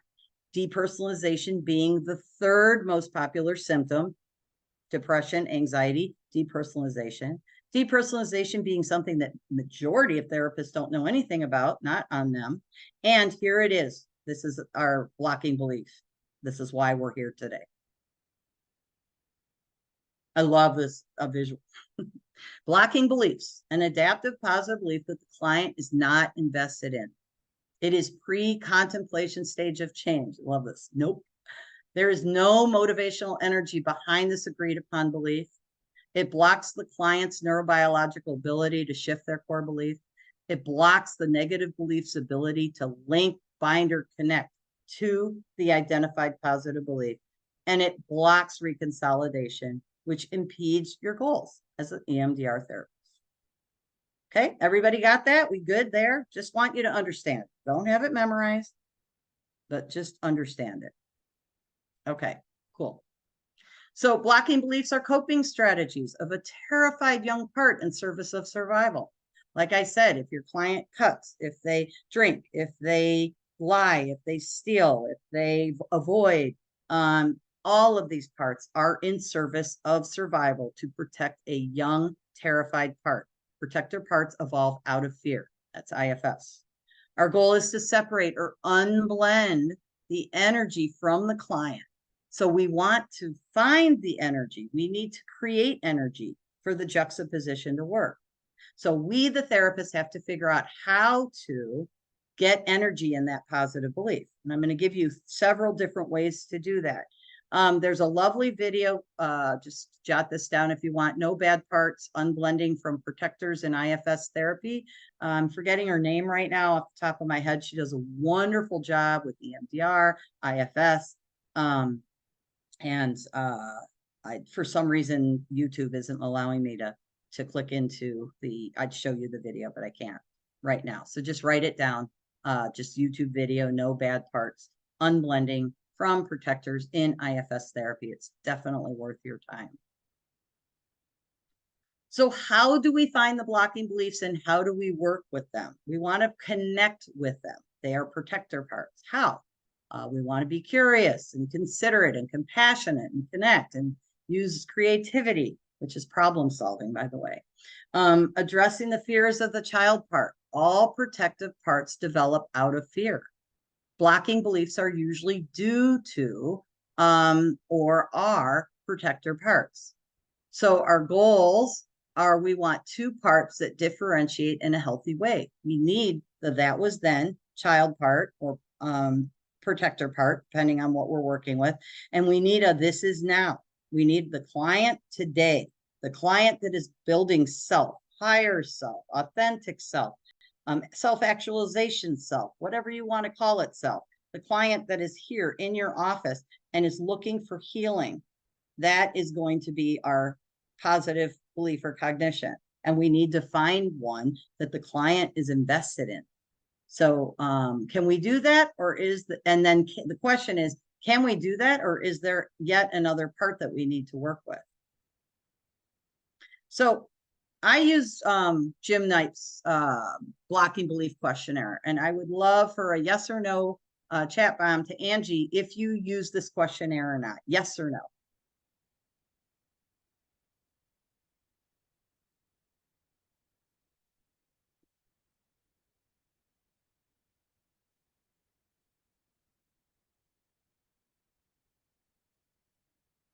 Look at about like 60-40. Yes. Okay. Maybe I 70-30. recommend it. Okay. Well, what's that? 70-30? Maybe 70. Yes. All right. This list is not every, but for the most part, the protector part that you need to get to know. So if your client has a positive belief that is giving you trouble and you feel that you've run into a blocking belief, you just hand them this worksheet and you just let them go through it and tell you what's coming up for them. Sure, you can do the 1 to 7, but this worksheet is going to introduce you to the part that's blocking the work. It's the part, I'd say there are two reasons why EMDR doesn't work and the SUDS doesn't go down. One is the target's too big, or two, there's a blocking belief. And the blocking beliefs that are popping up these days are fascinating. So we're gonna use a blocking belief that came up for a client. I don't deserve to get over this problem. We see that a lot. And we're gonna move forward with some ideas on how to work with it. You can, the blocking belief worksheet's on my website if you don't have access to it. So the first step when working with a blocking belief is identifying the blocking belief that you would like to focus on and acknowledge that it is a protector part, a part that evolves out of fear and is protecting a younger part of self. Now, I'm not saying acknowledge it with the client. I'm saying you acknowledge it. So you need to have this conversation with yourself around, okay, here's this protector part that says, I don't deserve to get over this problem, because that's what the client identified on this worksheet. And so you're saying to yourself, okay, I don't deserve to get over this problem. This is something that the client's mother said to them over and over and over again. And originally, when we were doing our work, it was the negative belief cognition was I am worthless, and the positive was I am worthwhile. And then this protector part came in, and this worthwhile, the client's not buying it. The client is not invested, is in pre-contemplation stage of change. I'm worthwhile is not an option, because I am not worthwhile. I deserve nothing because that is what I was told. So the blocking belief is I don't deserve to get over this problem because mom said I deserve nothing. So you want to put the narrative together for yourself. You want to take a step back and to understand the blocking belief. We're not here to remove, destroy, or to eradicate the blocking belief. We are here to honor it and to get to know it and to embrace it, love it, care for it. And we need the client to do that also. Step 2, we need to recreate a powerful different belief, which is an opposing adult part that is looking for healing. We want to ask our client, what would you prefer for your adult self now? So you've got a client that says that they don't deserve to get over the problem. And so we teach what we call journey beliefs. A journey belief is just putting in front of it, I can learn when and how to. This is where there's motivation. We're asking the client, right now, you do not feel that you can get over being worthless because you deserve nothing. But are you okay with learning when and how to? Because if you're okay with learning it, if you've come into my office and you want to learn it, then that means I've got a positive belief that's going to work for us. That means I have a client that's invested. That means I have a client that's got energy. I am willing to learn when and how to. Or we can use the word regardless. And we haven't really talked about it much, but the external locus of control and internal locus of control, we use the word regardless to shift the client from external to internal. So we can say, I am deserving regardless of what my mother told me, if that's something that would be worthwhile. But I will tell you that the learning when and how to is the most popular one. I have clients that come in, I work with addiction, and when it comes to being sober, they may say they want to be sober, but in fact, they are not motivated at all to be sober. But when I say I can learn when and how to, all of a sudden, I might be able to get some motivation. And that's our goal, is to get some buy-in from the client. If you don't get buy-in, then you've got to take a different, you've got to do something differently. So there are two things that we can do with our next step. Once that you have determined what your new positive belief is going to be. And like I said, learning when and how to is usually the go-to, usually solves the problem. What we're going to do is we're going to take that positive neural network, this new one, I can learn when and how to be deserving, and we're going to strengthen and enhance it, which means we're going to build its energy. Remember, the juxtaposition here is not working because our positive belief doesn't have any energy. Well, with this particular practicum that we're all going to do, actually, you are building the energy for the client so that you can get these opposing energies to do the work that needs to be done. It actually works very well. Or if you want, you can do the two-hand interweave that comes from Robin Shapiro. because the two-hand interweave is parts work on steroids. It is the child part, the exile or a protector part, and it is the today, the what I want for myself now. It is the I want to learn when and how to. So I'm not deserving in one hand, and I want to learn when and how to be deserving in the other hand.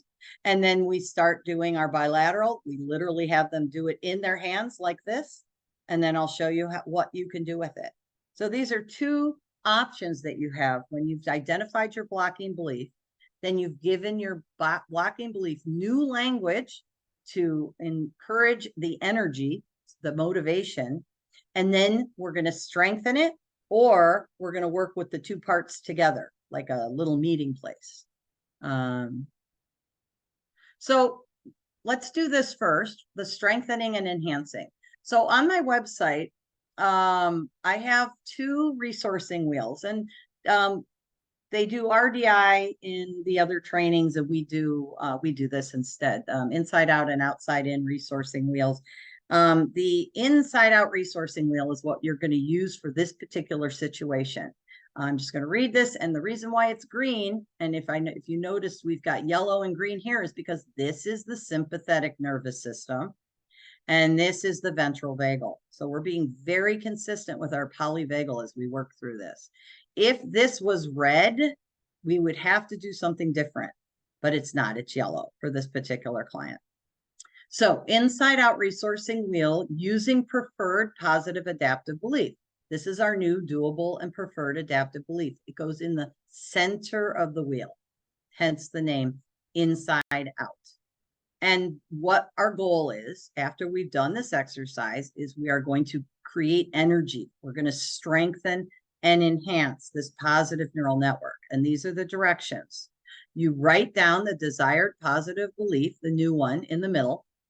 And then in the circles, you actually list situations or events that when you have experienced that in the past, and I'll give you an example. And then once you've written down what you've experienced, then on the outside, we utilize our feelings chart, and we identify emotions or feelings or sensations that we experience when we think about these specific incidents or events. And then we go in and we strengthen each one of them separately with our slow, short sets of bilateral, which comes right out of Laurel Cornell's book. 6 to 8 slow, short bilateral taps for each one of these experiences, now embracing our new positive belief. So I would imagine that an example would be helpful. This is going to be our feelings chart that we use, noticing that we're using positive words only in green. I'm not going to use the word positive because clients don't like that. I'm also going to say only the green words because, boy, they can be attracted to those other words in a heartbeat. So green words only, and the language I use is, when you think about this in this particular incident, what resonates with you? What green words resonate with you? So here is an example. I'm working with a client that, I do a lot of work with addiction. And so here our positive belief is I can learn when and how to be deserving. This is a client that has been drinking for years and feels a lot of shame, feels that they don't deserve anything because they've ruined their family, they've ruined all their relationships, they haven't worked in years, all kinds of things that have gone wrong. And so the positive belief we have shifted to is I can learn when and how to feel that I deserve. And so the first thing is times when the client experienced deserving. So getting a raise at work, they felt like they deserved that. Getting a Mother's Day card from their daughter, they felt like they deserved that. Receiving their 30-day sobriety coin at a 12-step meeting, they felt that they deserved that. And then affection from their dog. They felt like they deserved that. Then we go to our chart, our feelings chart here, and we go to each one and we just say, tell me times when you experienced, or tell me what words resonate with you when you experience these events or incidents. So when you got a raise at work, fired up, excited, proud, determined, strong. This is clearly a client I've been working with for a while. Those are strong words for just starting out. Mother's Day card, good, capable, adequate, overjoyed. Receiving my 30-day sobriety coin, fired up, capable, ecstatic, strong, and affection for my dog, pleased, happy, content, satisfied. Giving the client's language is really important because positive language is hard to come by. And you will find that this language will start to show up in the work that you do with the client. Like when they start to say fired up, and I have another word in there that's kind of goofy, it's gung ho. I know this stuff works because who would come up with that language? I use the same feelings chart for all the work that I do. And when working with clients that are working on their sobriety, any day of sobriety will have positive language, period. 1 day sober, 3 days sober, 30 years sober. There's positive language. And we get in there, and this is Detour's work, you strengthen and enhance those positives, whatever tools work for you. So for this particular client, I'm going to say, okay, I want you to think about getting that raise at work. And I want you to think about being fired up and excited and proud and determined. Let's do 6 to 8 taps together and let's repeat the words out loud. So fired up, excited, proud, determined. Fired up, excited, proud, determined. Breath in, exhale out. And then asking the client, what are they noticing? And if they feel some type of calm, something positive or neutral, we could do it again, but usually there's plenty to do here. So then I move to the second one and I'll say, now I want you to envision getting that Mother's Day card from your daughter. I want you to see it. I want you to embrace it. And then let's just repeat these words together for attunement. Good, capable, adequate, overjoyed. Good, capable, adequate, overjoyed. Breath in. And long exhale out. And those saying the words out loud will keep the client from negative memories or thoughts coming in and contaminating your work. Saying the words out loud together creates attunement and connection. At any point in time, you can ground the client by just having them look around the room and identify 3 rectangles, 3 things that are red, shake out 3 parts of their body. There's all kinds of great things that you can do with these resourcing wheels. And then once you get to the very end, you're just going to say, and now I would like for you to just, we're going to honor getting a raise at work, Mother's Day card from daughter, you know, your cute dog and your 30-day coin. And now let's tap together. And I just want you to repeat out loud, I can learn when and how to be deserving. And then you go in and you strengthen it. Breath in, exhale out. And the client is really, that's the energy, right? That's our juxtaposed energy. That is exactly why Angie wanted us to talk about that today, because we need to increase that energy for this to work. And this is why our EMDR is not working. So any questions before we go into a practicum where we're all going to do this?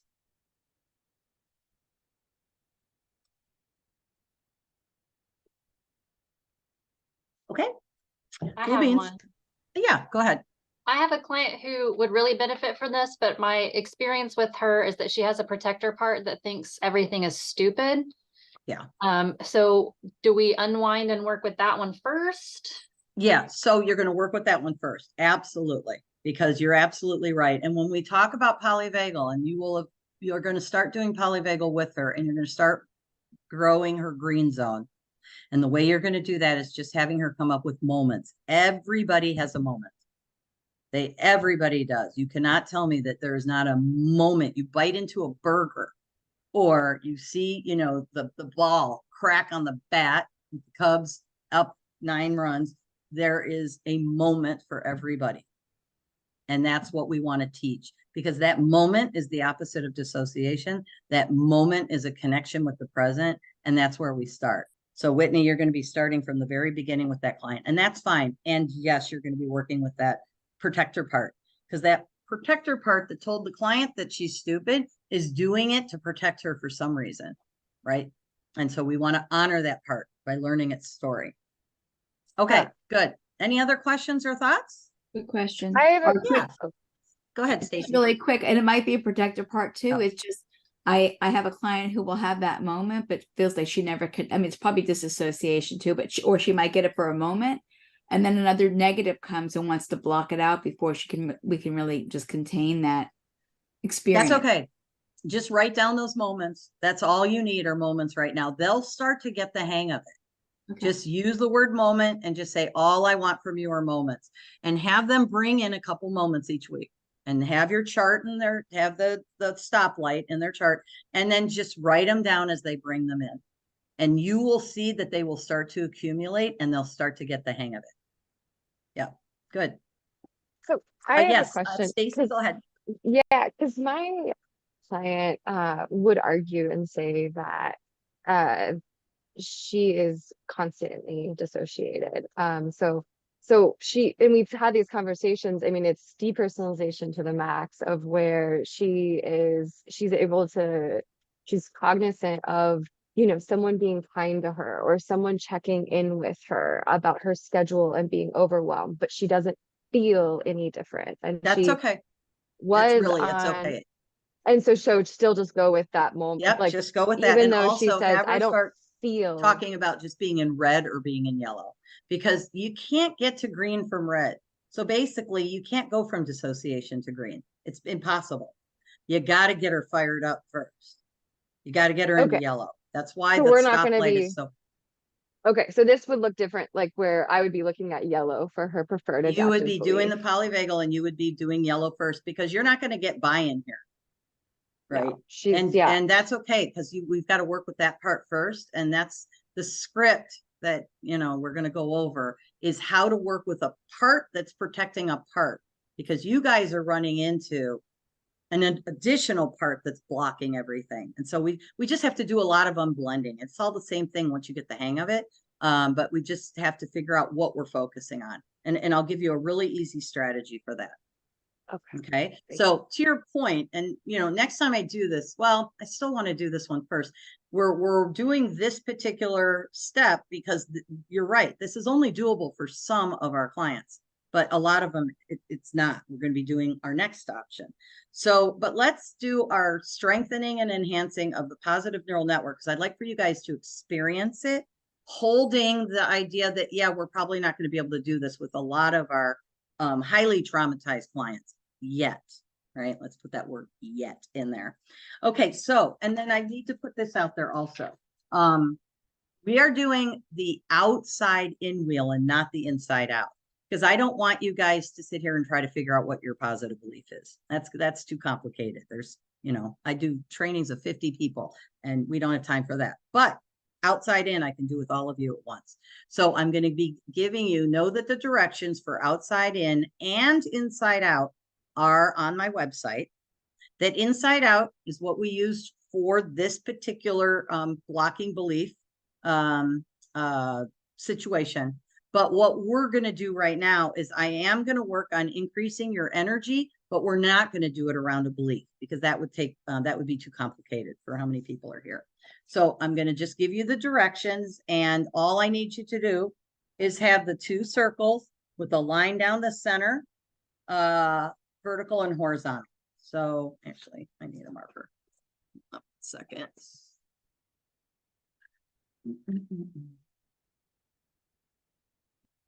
Okay, I want you guys to do.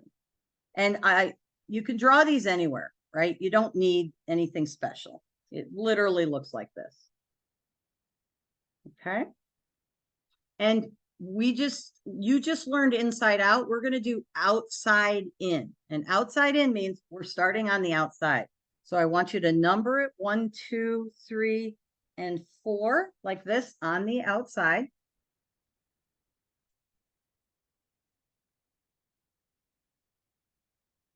Okay. And I'm going to put up our feelings chart so you can practice using the positive words. Okay, you guys can see that. All right. So, and then what we'll do is, if you have a question, you can text it to, or you can chat it to Angie, but I'm hoping I give you all the information you need so you can do this, and then we'll do questions afterwards. And I will try not to do it too quickly, because sometimes that's what I do. So let's just all start with a breath in and a long exhale out. And I want you to look around the room, and I want you to point at 3 circles. Okay, and I want you to look around the room and point at 3 things that are blue. Good. Notice we're moving. And now I want you to shake out 3 parts of your body, starting with the wrists, and do that over the heart. Okay, rolling those shoulders and then stretching out that neck with a final breath in. Long exhale out. Okay. All right, now what I'd like you to do is look at your wheel, and we've got numbers on the outside. And I'd like for you to come up with 4 moments where you felt content or satisfied, maybe even something that felt good for you. It can involve pets, it can involve weather, it can involve family members, friends. And once again, it's a moment in time, an experience or an event.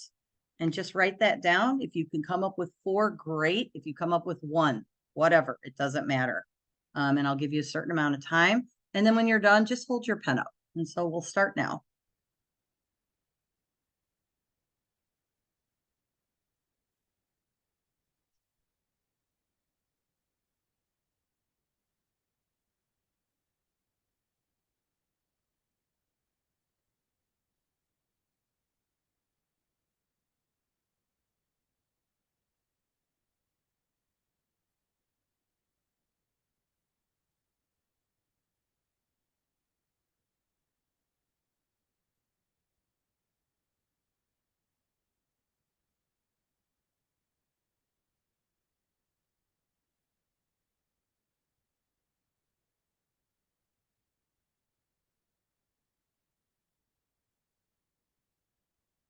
And as you're looking at those moments, and just start with number 1, I want you to look up at the feelings chart and start at the bottom with the mild words and move up and just find some words that resonate for you when you think about that moment. And put those in the space between the inside and outside circle. And you can just write a couple words down.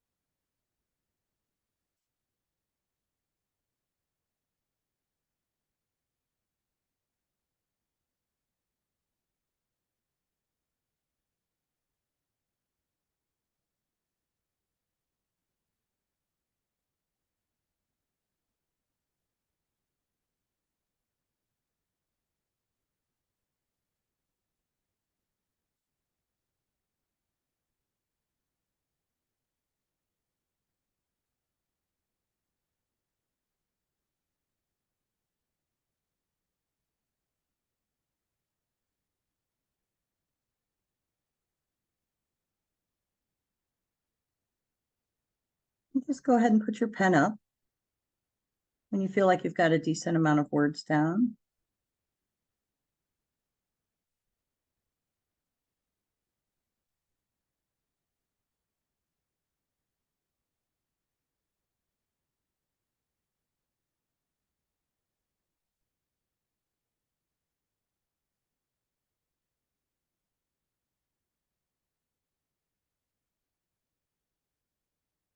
Okay.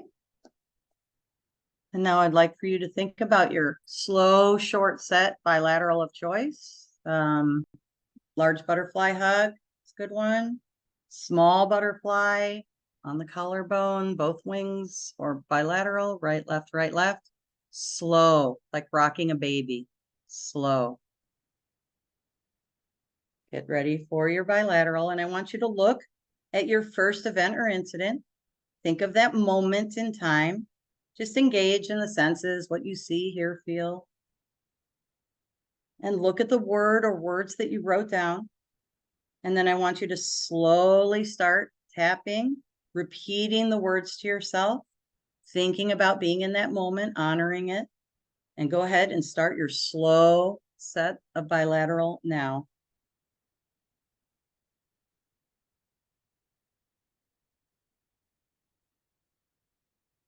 Take a breath in and exhale out. Okay, go ahead and stop tapping. Okay, look around the room. Just point at 3 rectangles or squares. And also find 3 things that are red. And a breath in. Exhale out. And now if you have a second incident, if not, just repeat the first. Once again, engage in that incident or event. Think about what you see, hear, feel. Looking at those words that you identified. I want to make sure that nobody's tapping now. Nobody should be tapping. Okay, good. Thank you. And identifying that moment, looking at those words. And we're going to start our slow, short sets of bilateral again. And once again, we're only going to do 6 to 8 taps. That comes right out of Laurel Purnell's book. 6 to 8 slow taps, repeating the words to yourself. Go ahead and start now.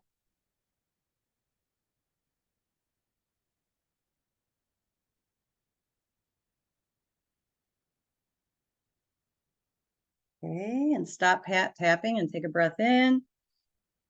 Long exhale out.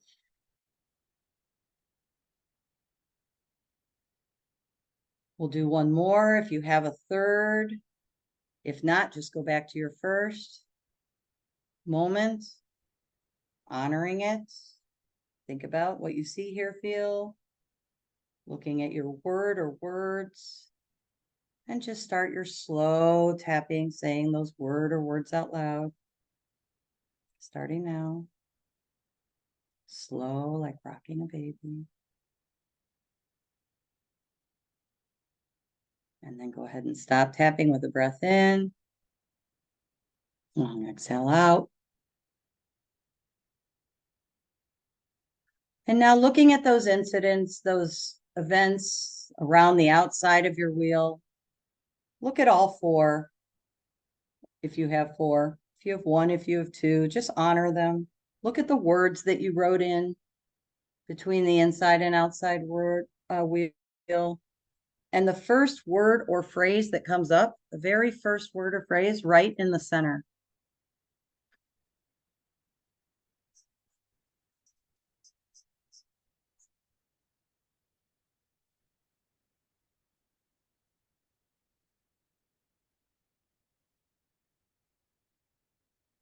And then go ahead and get ready to do our last round of bilateral. Looking at, on the outside, your events.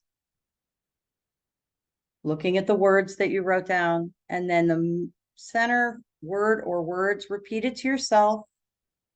And just start doing your slow tapping. Honoring the work. Go ahead and start now.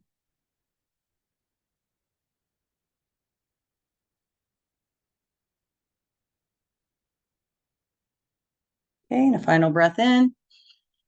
And long exhale out. Go ahead and roll those shoulders back. Stretch out that neck. Gently shake the wrists. And a final breath in with a longer exhale out. That activates our green zone. And now I would love to have somebody share the experience. We'll answer questions afterwards, but what that experience was like for them. You can either unmute yourself or raise your hand, whatever works for you.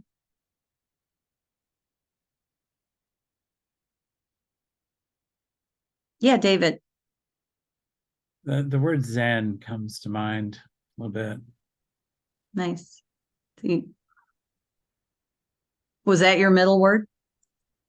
No, my middle word was wild. Nice. Nice. Anybody else want to share what this experience was like for them? Yeah, Whitney.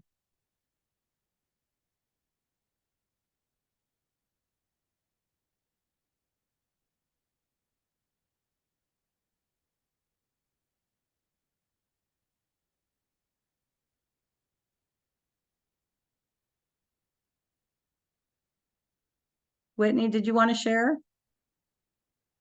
Oh, I okay. forgot to unmute myself. No, that's okay.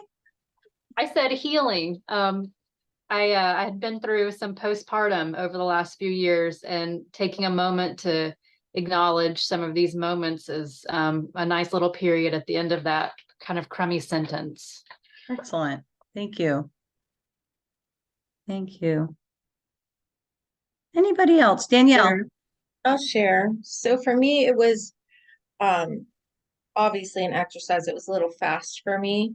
Yeah, but I'm sorry, I go fast. That's okay. That's okay. It serves the purpose. But for me, ending up in the middle to actually be defining and tapping in like what happiness has felt like and looked like for me was really interesting. I did not expect to land on happy by going outside in. Mhm. And I'm curious if I was to go inside out, if it would have been the same. I don't know. It's just interesting. Yeah, well, that's why we don't do it. You would want it to, and the whole point, you will see it when you do it with your clients, but it's too difficult to do in a group setting. And I'd also like to point out that sometimes there's sadness. In my trainings, people are sad. There's tears because there's such a relief, and sadness means we're healing. And so it can unblock some of the grief that needs to be experienced. So if you felt this kind of sad feeling as well, you're right on track. Good. Anybody else want to share? I have a question. Uh-huh.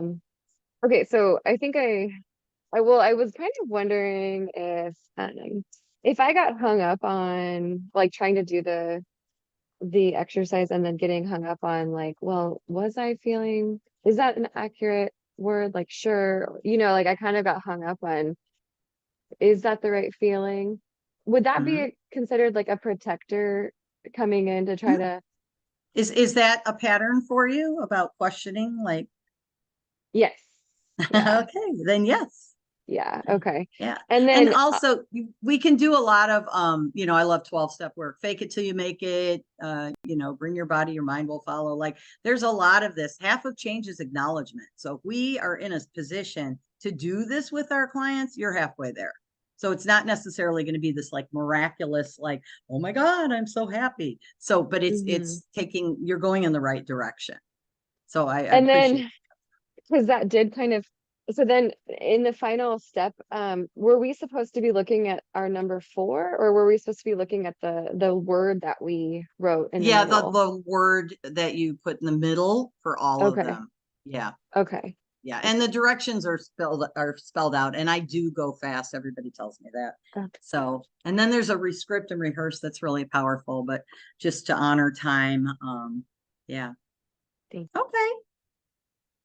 So once again, this is about the energy that we're trying to strengthen and enhance. That's the language we use in the trainings when we're working with positive beliefs, or in this case, just the positive, we were strengthening and enhancing just a positive experience. It's the energy that we wanted to access and activate, which we did. And then we strengthened and enhanced with the slow, short sets of bilateral. And like I said, I like to pull right out of Parnell's book. I know it's different than RDI, but it's just what works for me. Okay, cool. So that is one option for our blocking belief. Paula, could we take a quick break? Yes. Yes. I'm going to say this real quick before we take the quick break. These slides are only for you to have for later. This is from Laurel Purnell's book. The second thing that we do is a two-handed interweave. This is an option because it's working with both parts, the blocking belief and what it is that the client would like for themselves. And I'm not going to read this because that would be torture, but I just want you to know the reason it's there is because I pulled it out of the chapter 6 from her book. So I'm just going to move us right into the two-handed interweave presentation part. So go ahead, take a break. Angie, how long? Is 10 minutes okay? Yep. Give a little stretch. Okay. All right. Sounds good.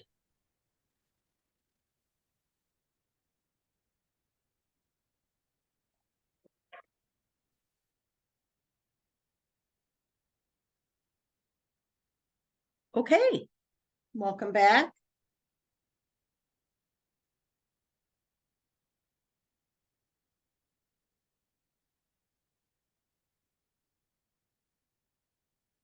So one of the tools that I use the most, I think my two interventions, loving eyes and the two-handed interweave, hands down, are the two interventions I use the most.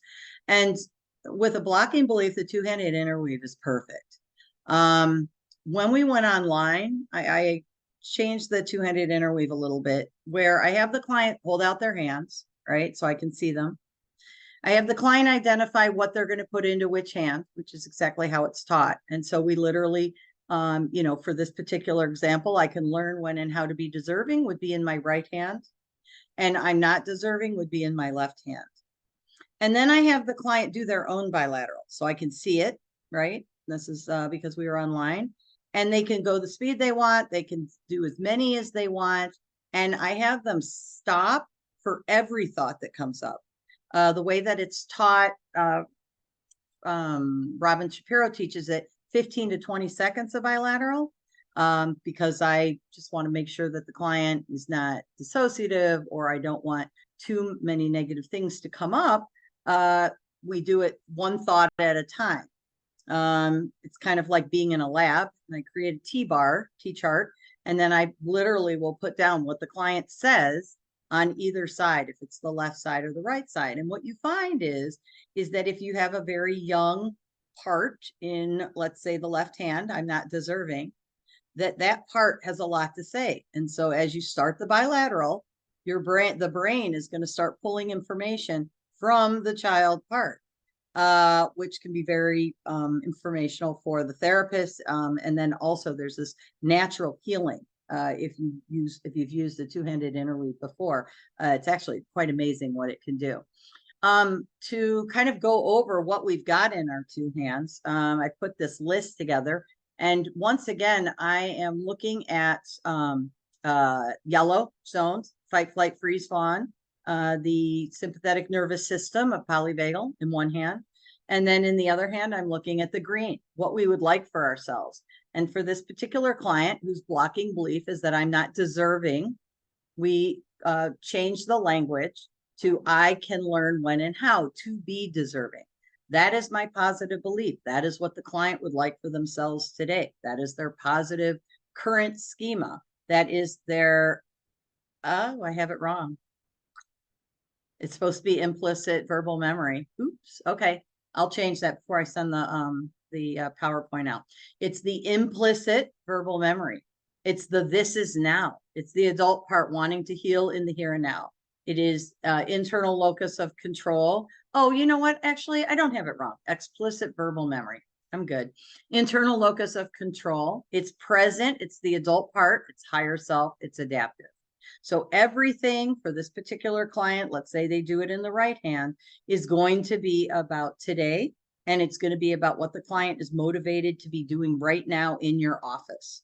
And that is the positive belief that we have created using the blocking belief worksheet. In our other hand is going to be the negative belief. It's going to be the implicit. So it's probably going to be very young. So we were talking about I am alone. Implicit nonverbal memory, that was then part. A lot of times I'll have my clients say, this is now, that was then. And I have them do march with their feet. This is now, that was then. This is now, that was then. This is now, I want to learn when and how to. That was then, I was told I was not deserving. This is now, I'm here in your office and I want to heal. That was then, I was a child and I was powerless. So we can do a lot with this. Right hand, left hand. The left hand is younger part, stuck in trauma time, external locus of control, the past. It can be a protector or it can be an exile part. So it can be a child part or it can be the part that's protecting the child part. So it can be the drinker, it can be the drugger, it can be the part that self-harms. It's going to be a part that is in service of survival. So it can be all sorts of things that would look maladaptive, right? But at that time, it was to protect the client. So the this is now and the that was then. And then we literally have the client start doing the bilateral, and then they stop every time they get a thought. Now, If I have my clients' hands up and I have them stopping at every thought, we really are heading off dissociation. So this is what it looks like. This is kind of a T-chart I just pulled from the internet real quick, so it's not very good looking. But I have the blocking belief on the left. I don't deserve to get over this. And then I have my preferred adaptive belief on the right. I can learn when and how to be deserving. I have those two set up in my hands like I do over here with this guy. And then I have the client start to open and close. And then they stop every time a thought comes up. So this client stops and says, I'm worthless. And then you, as the therapist, are going to write down in your notes, does that go in the left hand or the right hand? Because this is literally the part talking. It's giving us language. It's connecting with that prefrontal cortex. It's taking that experience and it's putting language to it. So we write it down. I'm worthless. And then you say, okay, now in your right hand, you have, I can learn when and how to be deserving. And in your left hand, you have, I am worthless. Let's keep going. And then you have the client do it again. Dad would always hit me because I'm trash. You write it down. Then you keep going. I'm worthless because I was drunk for 20 years. And this is what happens when we have blocking beliefs. This negative part, this sympathetic nervous system, this part that is a protector, that is usually has a lot to say. And this is why we're running into the block. So I have a number of things written down here. And then the blending strategy here is you've got the two hands, is you say to the right hand, which is going to be your present part. It's the part that's here today, that's looking to get better and to heal. You say, wow, can you see why there's a block here? Can you see why this part is really struggling with feeling like they deserve to feel worthwhile? And then the client's like, yeah, I can see that. And you're going to lend your prefrontal cortex to the client. You're going to say, that's a lot for that child to have endured. And, drinking for 20 years and how much shame came with that. I can totally see why this part's struggling with being deserving. So we are validating. So if you think about IFS 8Cs, I'm being compassionate. I've got clarity. I'm making a connection. I am trying to create a connection that then will allow the two parts to work together. That is the goal. And so I say, I can totally understand why you feel undeserving. And then we have the therapist can say for the client, how can we help you? What would be helpful? How can we compromise here? Is it okay if we use the statement, I can learn when and how to be deserving? So it's, once again, now you're getting into this parts work. And this is an IFS unblending that we're integrating with the two-handed interweave. Now, this is as complicated as it gets. What Robin Shapiro will tell you is if you just have, I don't deserve in left hand, and I can learn when and how to deserve in the right hand, and you just start doing your two-handed interweave for 15, 20 seconds, that it will work itself out. And if that's the case, fantastic. But I just want you guys to have this tool where you can break it down a little bit and know that there is this unblending that's going on that we're going to look at a script at very soon. And that unblending here can be moved along a lot quicker using the two-handed interweave. Okay. Now, once again, not for you to like run out of here and be like, I got it. But if you have the opportunity, and actually I would like to know, Angie, if you could just send to Angie, yes or no, do you use the two-handed interweave currently?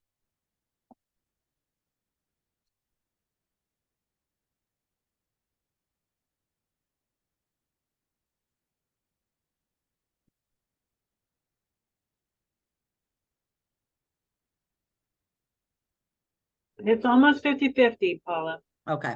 All right. So my recommendation would be, I love this. If you have a decision to make, like I have an hour for lunch and I don't know if I should run to the grocery store and get my groceries or go for a walk, do the two-handed interweave on yourself. See how it works. It's really interesting. Don't do it on anything traumatic. And try it with your clients. It's really powerful. And this is all you need to do.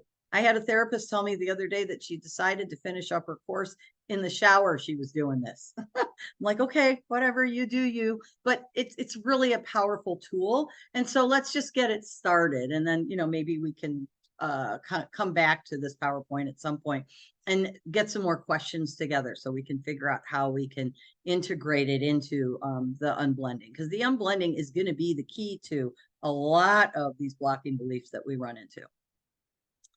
Okay, I'm going to shift to our final tool, which is an actual script.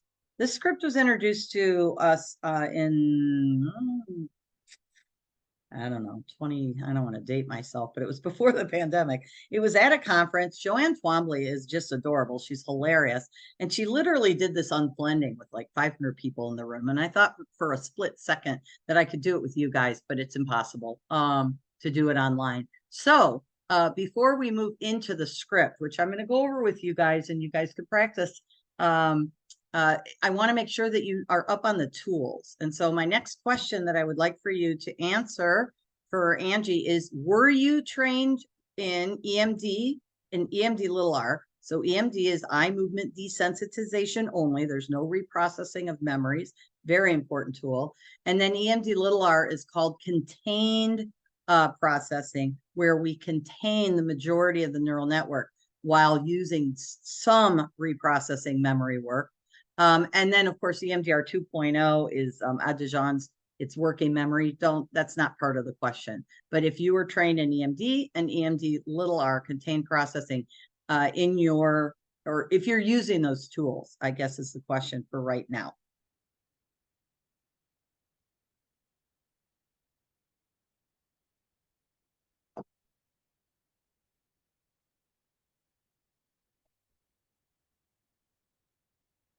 Looks like most people have been trained in EMD little r. Many aren't using it, but yes. Okay, I'm going to do a quick review, and I have this on the slides so that when you get your slides, if you need the language, it's on here, but I'm not going to reteach it to honor time.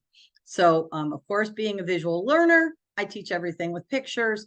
And these are the 3 tools, and I just want to show you the difference for those of you that are not trained in this, because it really was emphasized after 2013, which is actually 10 years ago now. EMD big R, which is our standard processing, this is what it looks like. We have the entire neural network that's outside of a container. In that, the client's brain can go anywhere. It's basically free association. What do you notice? Go with that. What do you notice? Go with that. What do you notice? Go with that. We start with a target that's usually pretty early in life. And our goal is to link, bind, or connect it to a very well-resourced positive neural network. Like, this doesn't work if you don't have a good positive neural network, which is why RDI is recommended, and we do the inside out and the outside in wheels.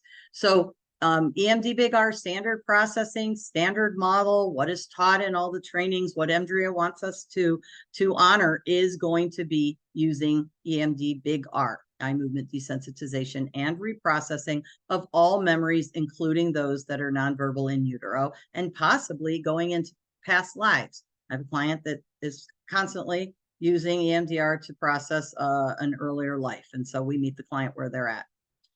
Then let's go over to EMD. There's no R here, so there's no memory reprocessing. The entire neural network, all those neurons that fire together, that wire together, are contained, and we are only looking to desensitize and shift visual imagery of a specific target. So if you have a client that does not want to do memory work, they do not want to talk about things that happened in the past, and they're coming in because they saw a car accident and they are just completely disturbed by what they saw, that would be like a PTSD. You're gonna want to do EMD to just desensitize and shift visual imagery, because your client is asking you, and you're going to contract with them around not opening up memories, because all of the memories are contained when we use EMD. But then we have this hybrid model, EMD little r, where we take the majority, when we talk about our 20-80 rule, 80% of what we're experiencing is in the past, and we contain that.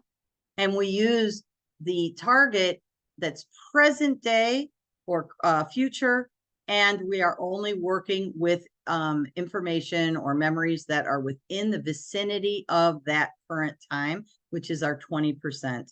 And so the 20-80 rule is beautiful here in that we only work with the 20, we contain the 80, and we're looking to link, bind, or connect. And so usually this works really well.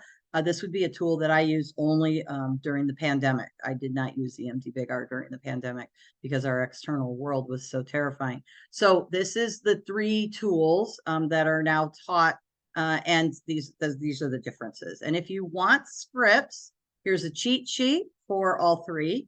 So we've got standard protocol here. We have contained, which is going to be using reprocessing of just some memories, usually 1 memory at a time. And then we have restricted, which is no memory and no body scan, because the body keeps the score, and we're not looking to engage in any memories other than the target to desensitize and shift visual imagery. If you would like the language on how to do these, here it is.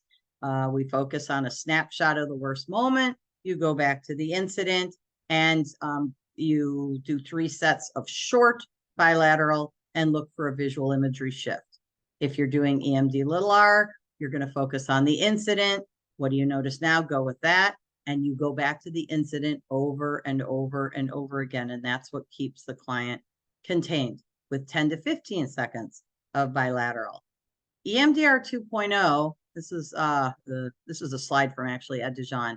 I'm just going to tell you what it is basically you take the memory and you try to distract. It's working memory. We're trying to distract the client as much as possible while they focus on the target. The more you distract them, the faster the SUDS goes down. And so how are ways that we can distract our clients? This is adds gets mad. Mad is motivate the client, activate the target, and then desensitize the disturbance with distraction. And that here are a ton of examples of things that we can use. Complex tapping while the client's focusing on a target, 2, 1, 2, 1, or having the client say tick, tick, tock, tock, tock, tick, having the client spell their name, having the client spell their name backwards, having the clients counting.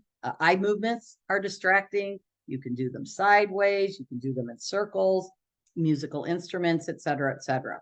The more you tax the client, the faster the SUDS goes down. So these EMD, EMD little r, and EMDR 2.0 are all tools that we use when working with unblending. So this is the gift of being an EMDR therapist, that we have these additional tools that we can use with an IFS unblending script.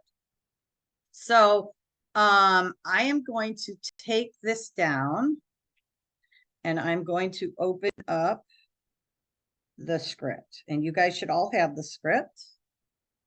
And if you don't, no worries. We're just going to go over it, and I'm just going to read it. We're going to talk about it. So here we go. Okay. So everybody hopefully can see that. Names. Hold on. I want to see. And just know this is inspired by Joanne Twombly. I changed some of it. It was the 2017 EMDR conference. Like I said, she's an amazing presenter. She's very up to date on her IFS and EMDR. Angie, where are you? Can you, I can't find you. Oh, there you are. Thumbs up. Can you see the script? Yeah, and we can remind everybody it came out with your attachments from the Zoom link email too. Okay, so the reason why there's a lot of language here is to explain to you what we're doing. So I'm not gonna read this to you because that's not gonna work for me or for you, but I'm gonna tell you what we're doing here, and I'm gonna explain it from the perspective of what how Joanne did it with us, so that you guys can do it with each other. Of course, with you know, making sure that we're safe. So the practicum is unblending, and the way that we do it as therapists, a great way to do it is to take an example of a client that triggers you. All right. So this would be like the same as a client that's talking about like being triggered by dogs, right? but we're going to take a client that triggers us. So it's think about a client who triggers you. Visualize meeting with that client, and the client is doing and saying whatever it is that they do. And these are the countertransference feelings. And so while you are visualizing meeting with this client and being triggered, notice what feelings are coming up and where they are located in your body. And this is going to be the part of you that's activated by the client. So if you guys go into right now and think about a client that activates you, I would imagine you put some of these words in for Angie. What is coming up for you? So for example, I have a client that just goes, talks on and on and on. She wants EMDR, but she always ends up talking. And then at the end, she gets mad that we didn't do any bilateral. And so I can, say that I get very activated when she continues to talk and talk and talk. So what are some words that come up for you guys? Go ahead and send it to Angie when you think about a client that you struggle with.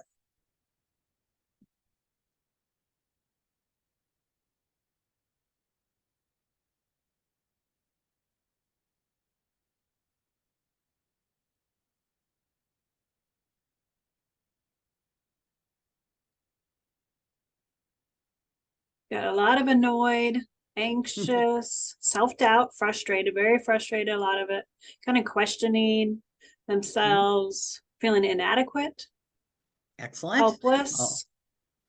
So meet your protector parts. Very exciting. So, and you want to find it in your body. There's a parts interview where we go, we focus on inside, and then we find the energy, and we can ask the energy if it's a color, shape, form, texture. What does it say? We do a whole parts interview. And if you want to do the interview, that's on my website. But because this is EMDR, we're going to use the EMDR integrated into this. So okay, so our next instruction is unblend this part. Now, this is the key right here. We have an energy that's all wrapped up and stuck to us, right?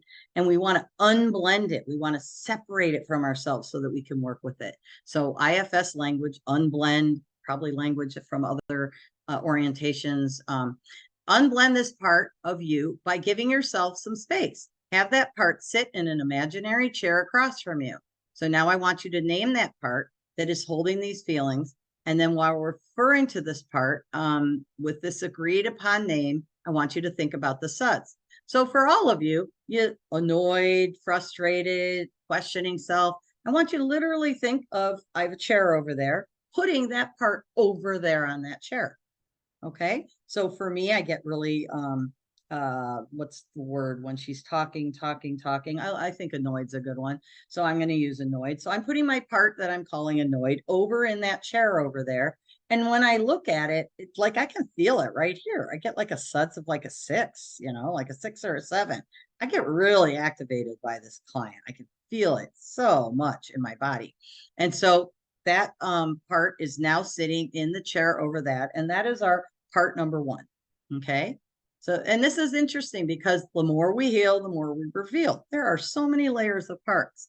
So we are now looking for a second part that could potentially be blocking the unblending. This is where we as therapists get stuck all the time because we don't realize that there could potentially be yet another part.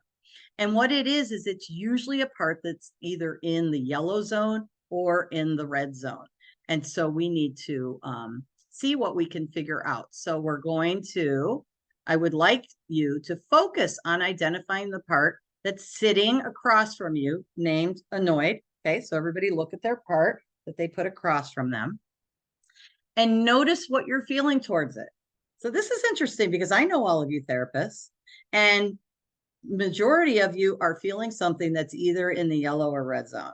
So I want you to now send a message to Angie saying, as you look at that part that's in the chair over there, so I'm looking at annoyed, and I know I'm a therapist and I'm not supposed to be annoyed. So I'm annoyed that I'm annoyed, but maybe I'll think of a different word so it doesn't get too confusing. But I want you guys to be looking at that chair and what's coming up for you. And I want you to send that to Angie.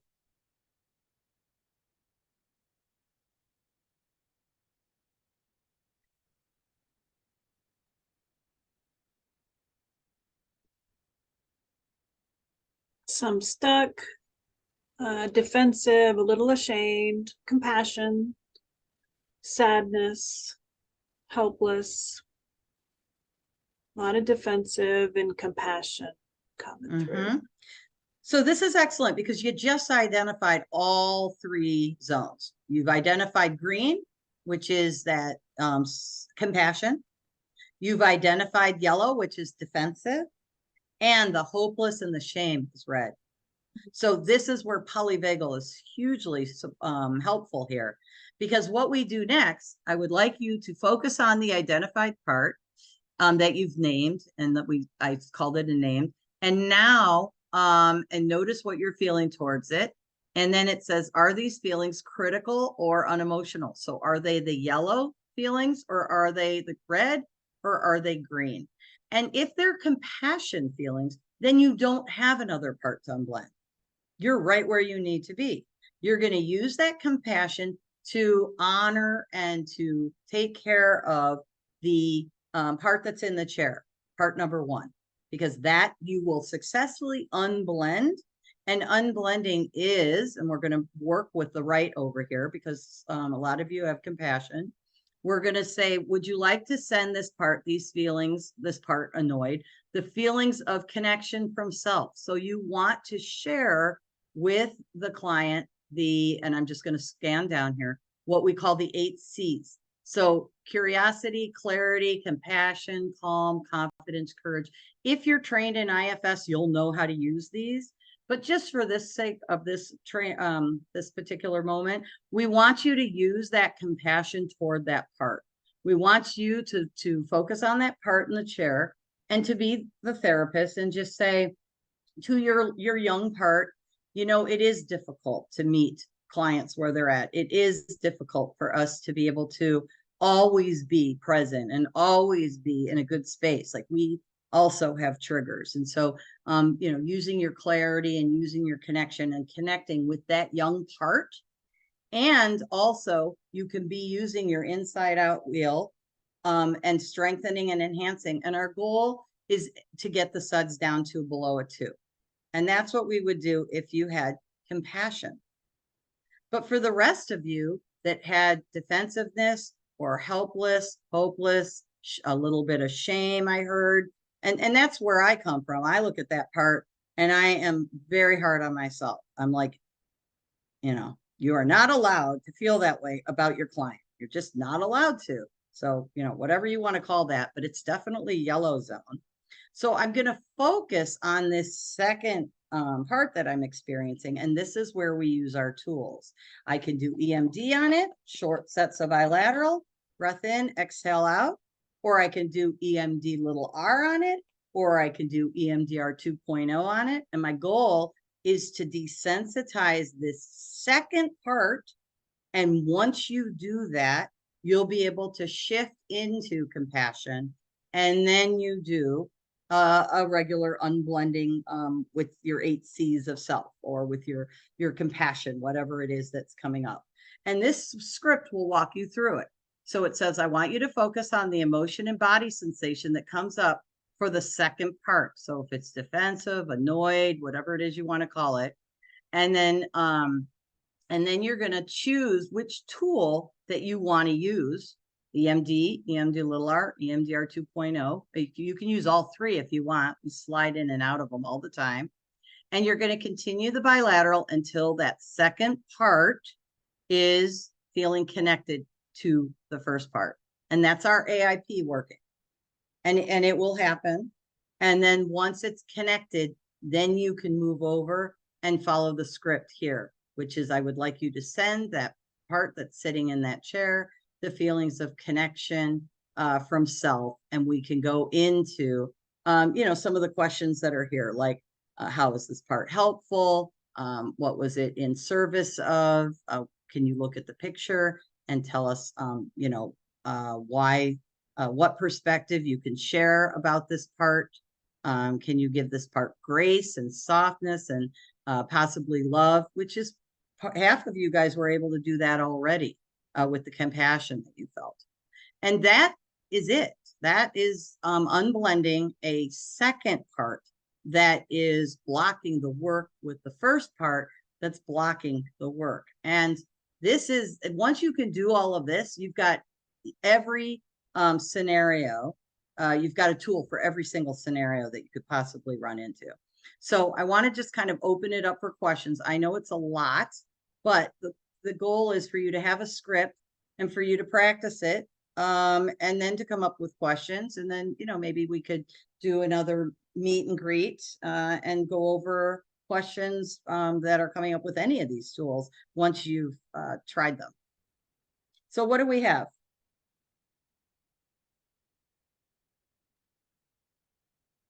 Paula, we have a question that came up in the chat. Is Flash considered EMD? No.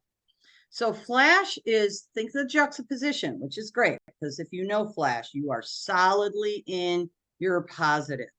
And then you flash the unconscious of the negative. It is what we use when we have a feeling about memories. So I'm worried that I'm going to have a panic attack when I think about the abuse. We want to use Flash. I am horrified if I get angry. We want to use Flash. So we use Flash on a emotion of an emotion, and we are not doing any bilateral on that negative target. It is only anchored in our positive, and then the Flash is blinking your eyes, and literally you're working with an unconscious, the smallest crumb of what it is that's coming up for you. Whereas EMD, you focus on the target. You focus on what it is that activated you. We don't do that in Flash.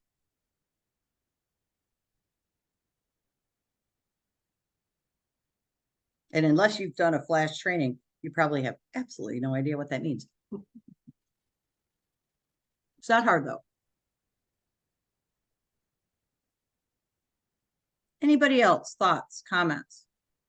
I guess I'm just confused on what, like, how are you desensitizing then with EMD? So that's what I kind of look at Flash as. It's a way of desensitizing. Well, do you know how to use Flash? Yeah. Because if you know how to use Flash, you could use Flash here. Okay. Yeah. So if you know how to use it, I can't teach you how to use it here, but you could definitely use it here. Yeah, I mean, yeah, Philip Manfield is the one who I've learned EMDR as well as Flash from.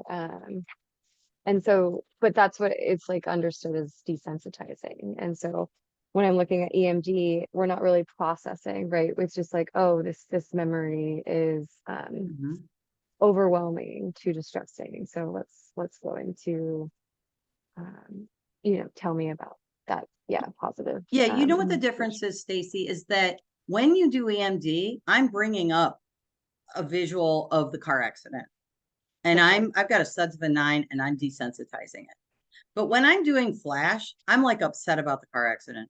Like I'm not thinking about anything specific. I'm just upset with even just the thought of it. That's where Flash is used. Okay.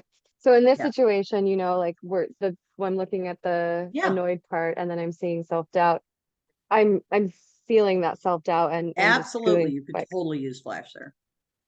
Okay. Or EMD would be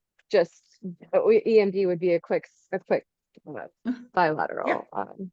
Yep. You could do, and the only reason why I don't put Flash up here as an option is because Philip Manfield is very specific about other people talking about his tools. Like we can't teach it in the EMDR basic training. We don't talk about it, at least not yet. So, but yeah. Thank you. So the gist of this is what's bothering you in the chair. Have the client put what's bothering them in the chair and find the feelings that's coming up and work with those feelings in some way, shape, or form. That's what unblending is. And, people take years of IFS trainings in order to learn how to unblend. Do it for yourself. Right now, you're probably all thoroughly confused. Put that confused part of you in the chair and what's coming up for you. Anger, because gosh darn these trainings, it's always like this. Okay. So you've got parts here that we need to unblend. Your clients have them too. You can unblend them with very short sets of bilateral by calming down. That's why polyvagal is going to be so huge, because each one of these parts lives in either yellow or red. And if yellow is something you can desensitize, then it's going to be helpful. Yeah, Chelsea. So with finding these parts, do you try to find if there is a part, protector protecting the protector, or do you That's just what we just did. And for some of you, half of you had a protector part and half of you did not. Because if you go into the green side, which is the compassion, which Angie said was a lot of the people, that is a compassionate. There's no more unblending that needs to be done. But for those of you that were annoyed or felt a little bit of shame or were critical, that's another protector part that needs to be worked with. so then do you take it down to that second protector or underlying protector, or do you Yep. hold both of those? Go to the second one and even try to do some short sets of bilateral on it. Calm it down, and that will move you in the right direction. So it's kind of like a negative belief of where if somebody says the negative belief is I am failing, and then you try to search for the one underneath it. Exactly. That's exactly right. Thank you. Yeah. Just keep putting them in chairs. It's the easiest thing to do. Put them across the room. Unblend, unblend, unblend. That is the magic word. And then identify what it is that's coming up and identify if there's any compassion whatsoever, you're there. You don't have to do any more unblending. And can you say more about, you know, when you would use the two-handed interweave versus this, or? Yeah, you know what?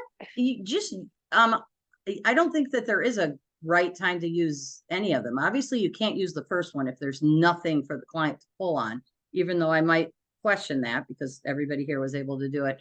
But two-handed interweave versus this, try them both. Do what works for you. Two-handed interweave is going to be easier, but you're going to meet the parts one way or another. It's all drains from the same trauma pool. So no matter where you're doing short sets of bilateral, you're helping. I know you want the answer and you want to know specifically what to do, but if you do some bilateral on just a part of a client and you can get their suds down even a little bit, you're helping them move toward healing. Because every trigger that has a suds, any energy, think of it from an energy that has a suds of like a 6, a 7, a 5, that's blocking the work. If you can desensitize that, that's more room for the client to heal. So however you get to it, if it's two-handed interweave, if it's, unblending is something that we hear a lot about today. So I thought I'd, give you a script here to play with. One comment, Paula. I have a client who has learned it's not okay to feel anger. How would you work with this? So it's not okay to feel anger. I would put that in one hand. This is a good two-handed interweave. Or, and then on the other hand, I can learn when and how to feel anger, right? That's a good one. Two-handed interweave. Or the part of you that feels that it's not okay to feel anger, put it in the chair over there and what's coming up for the client. You can do either one. And you could do the inside out wheel by putting in, I can learn when and how to feel anger and come up with other times that client felt anger and it was okay. So you can use any of these. Nice, nice. And if they can feel feelings, but they don't have any body connection to the emotions, how would you proceed? Well, that's where EMD is nice because we don't use body. But if they don't have any body connections, we need to be careful that if they're in red or not, right? And so I would just make sure that they're moving. Just if you're going to do bilateral, just do a bilateral where they're moving their arms. Or we do a lot of like the havening to make sure that the client's heart rate is up. But you do want to make that body connection with the language, the belief. And so that is going to be a goal. And there's a parts interview on my website that's awesome for helping the client connect to the body. So in other words, this question's a lot more complicated than a couple minutes, but two-handed interweave will get you started.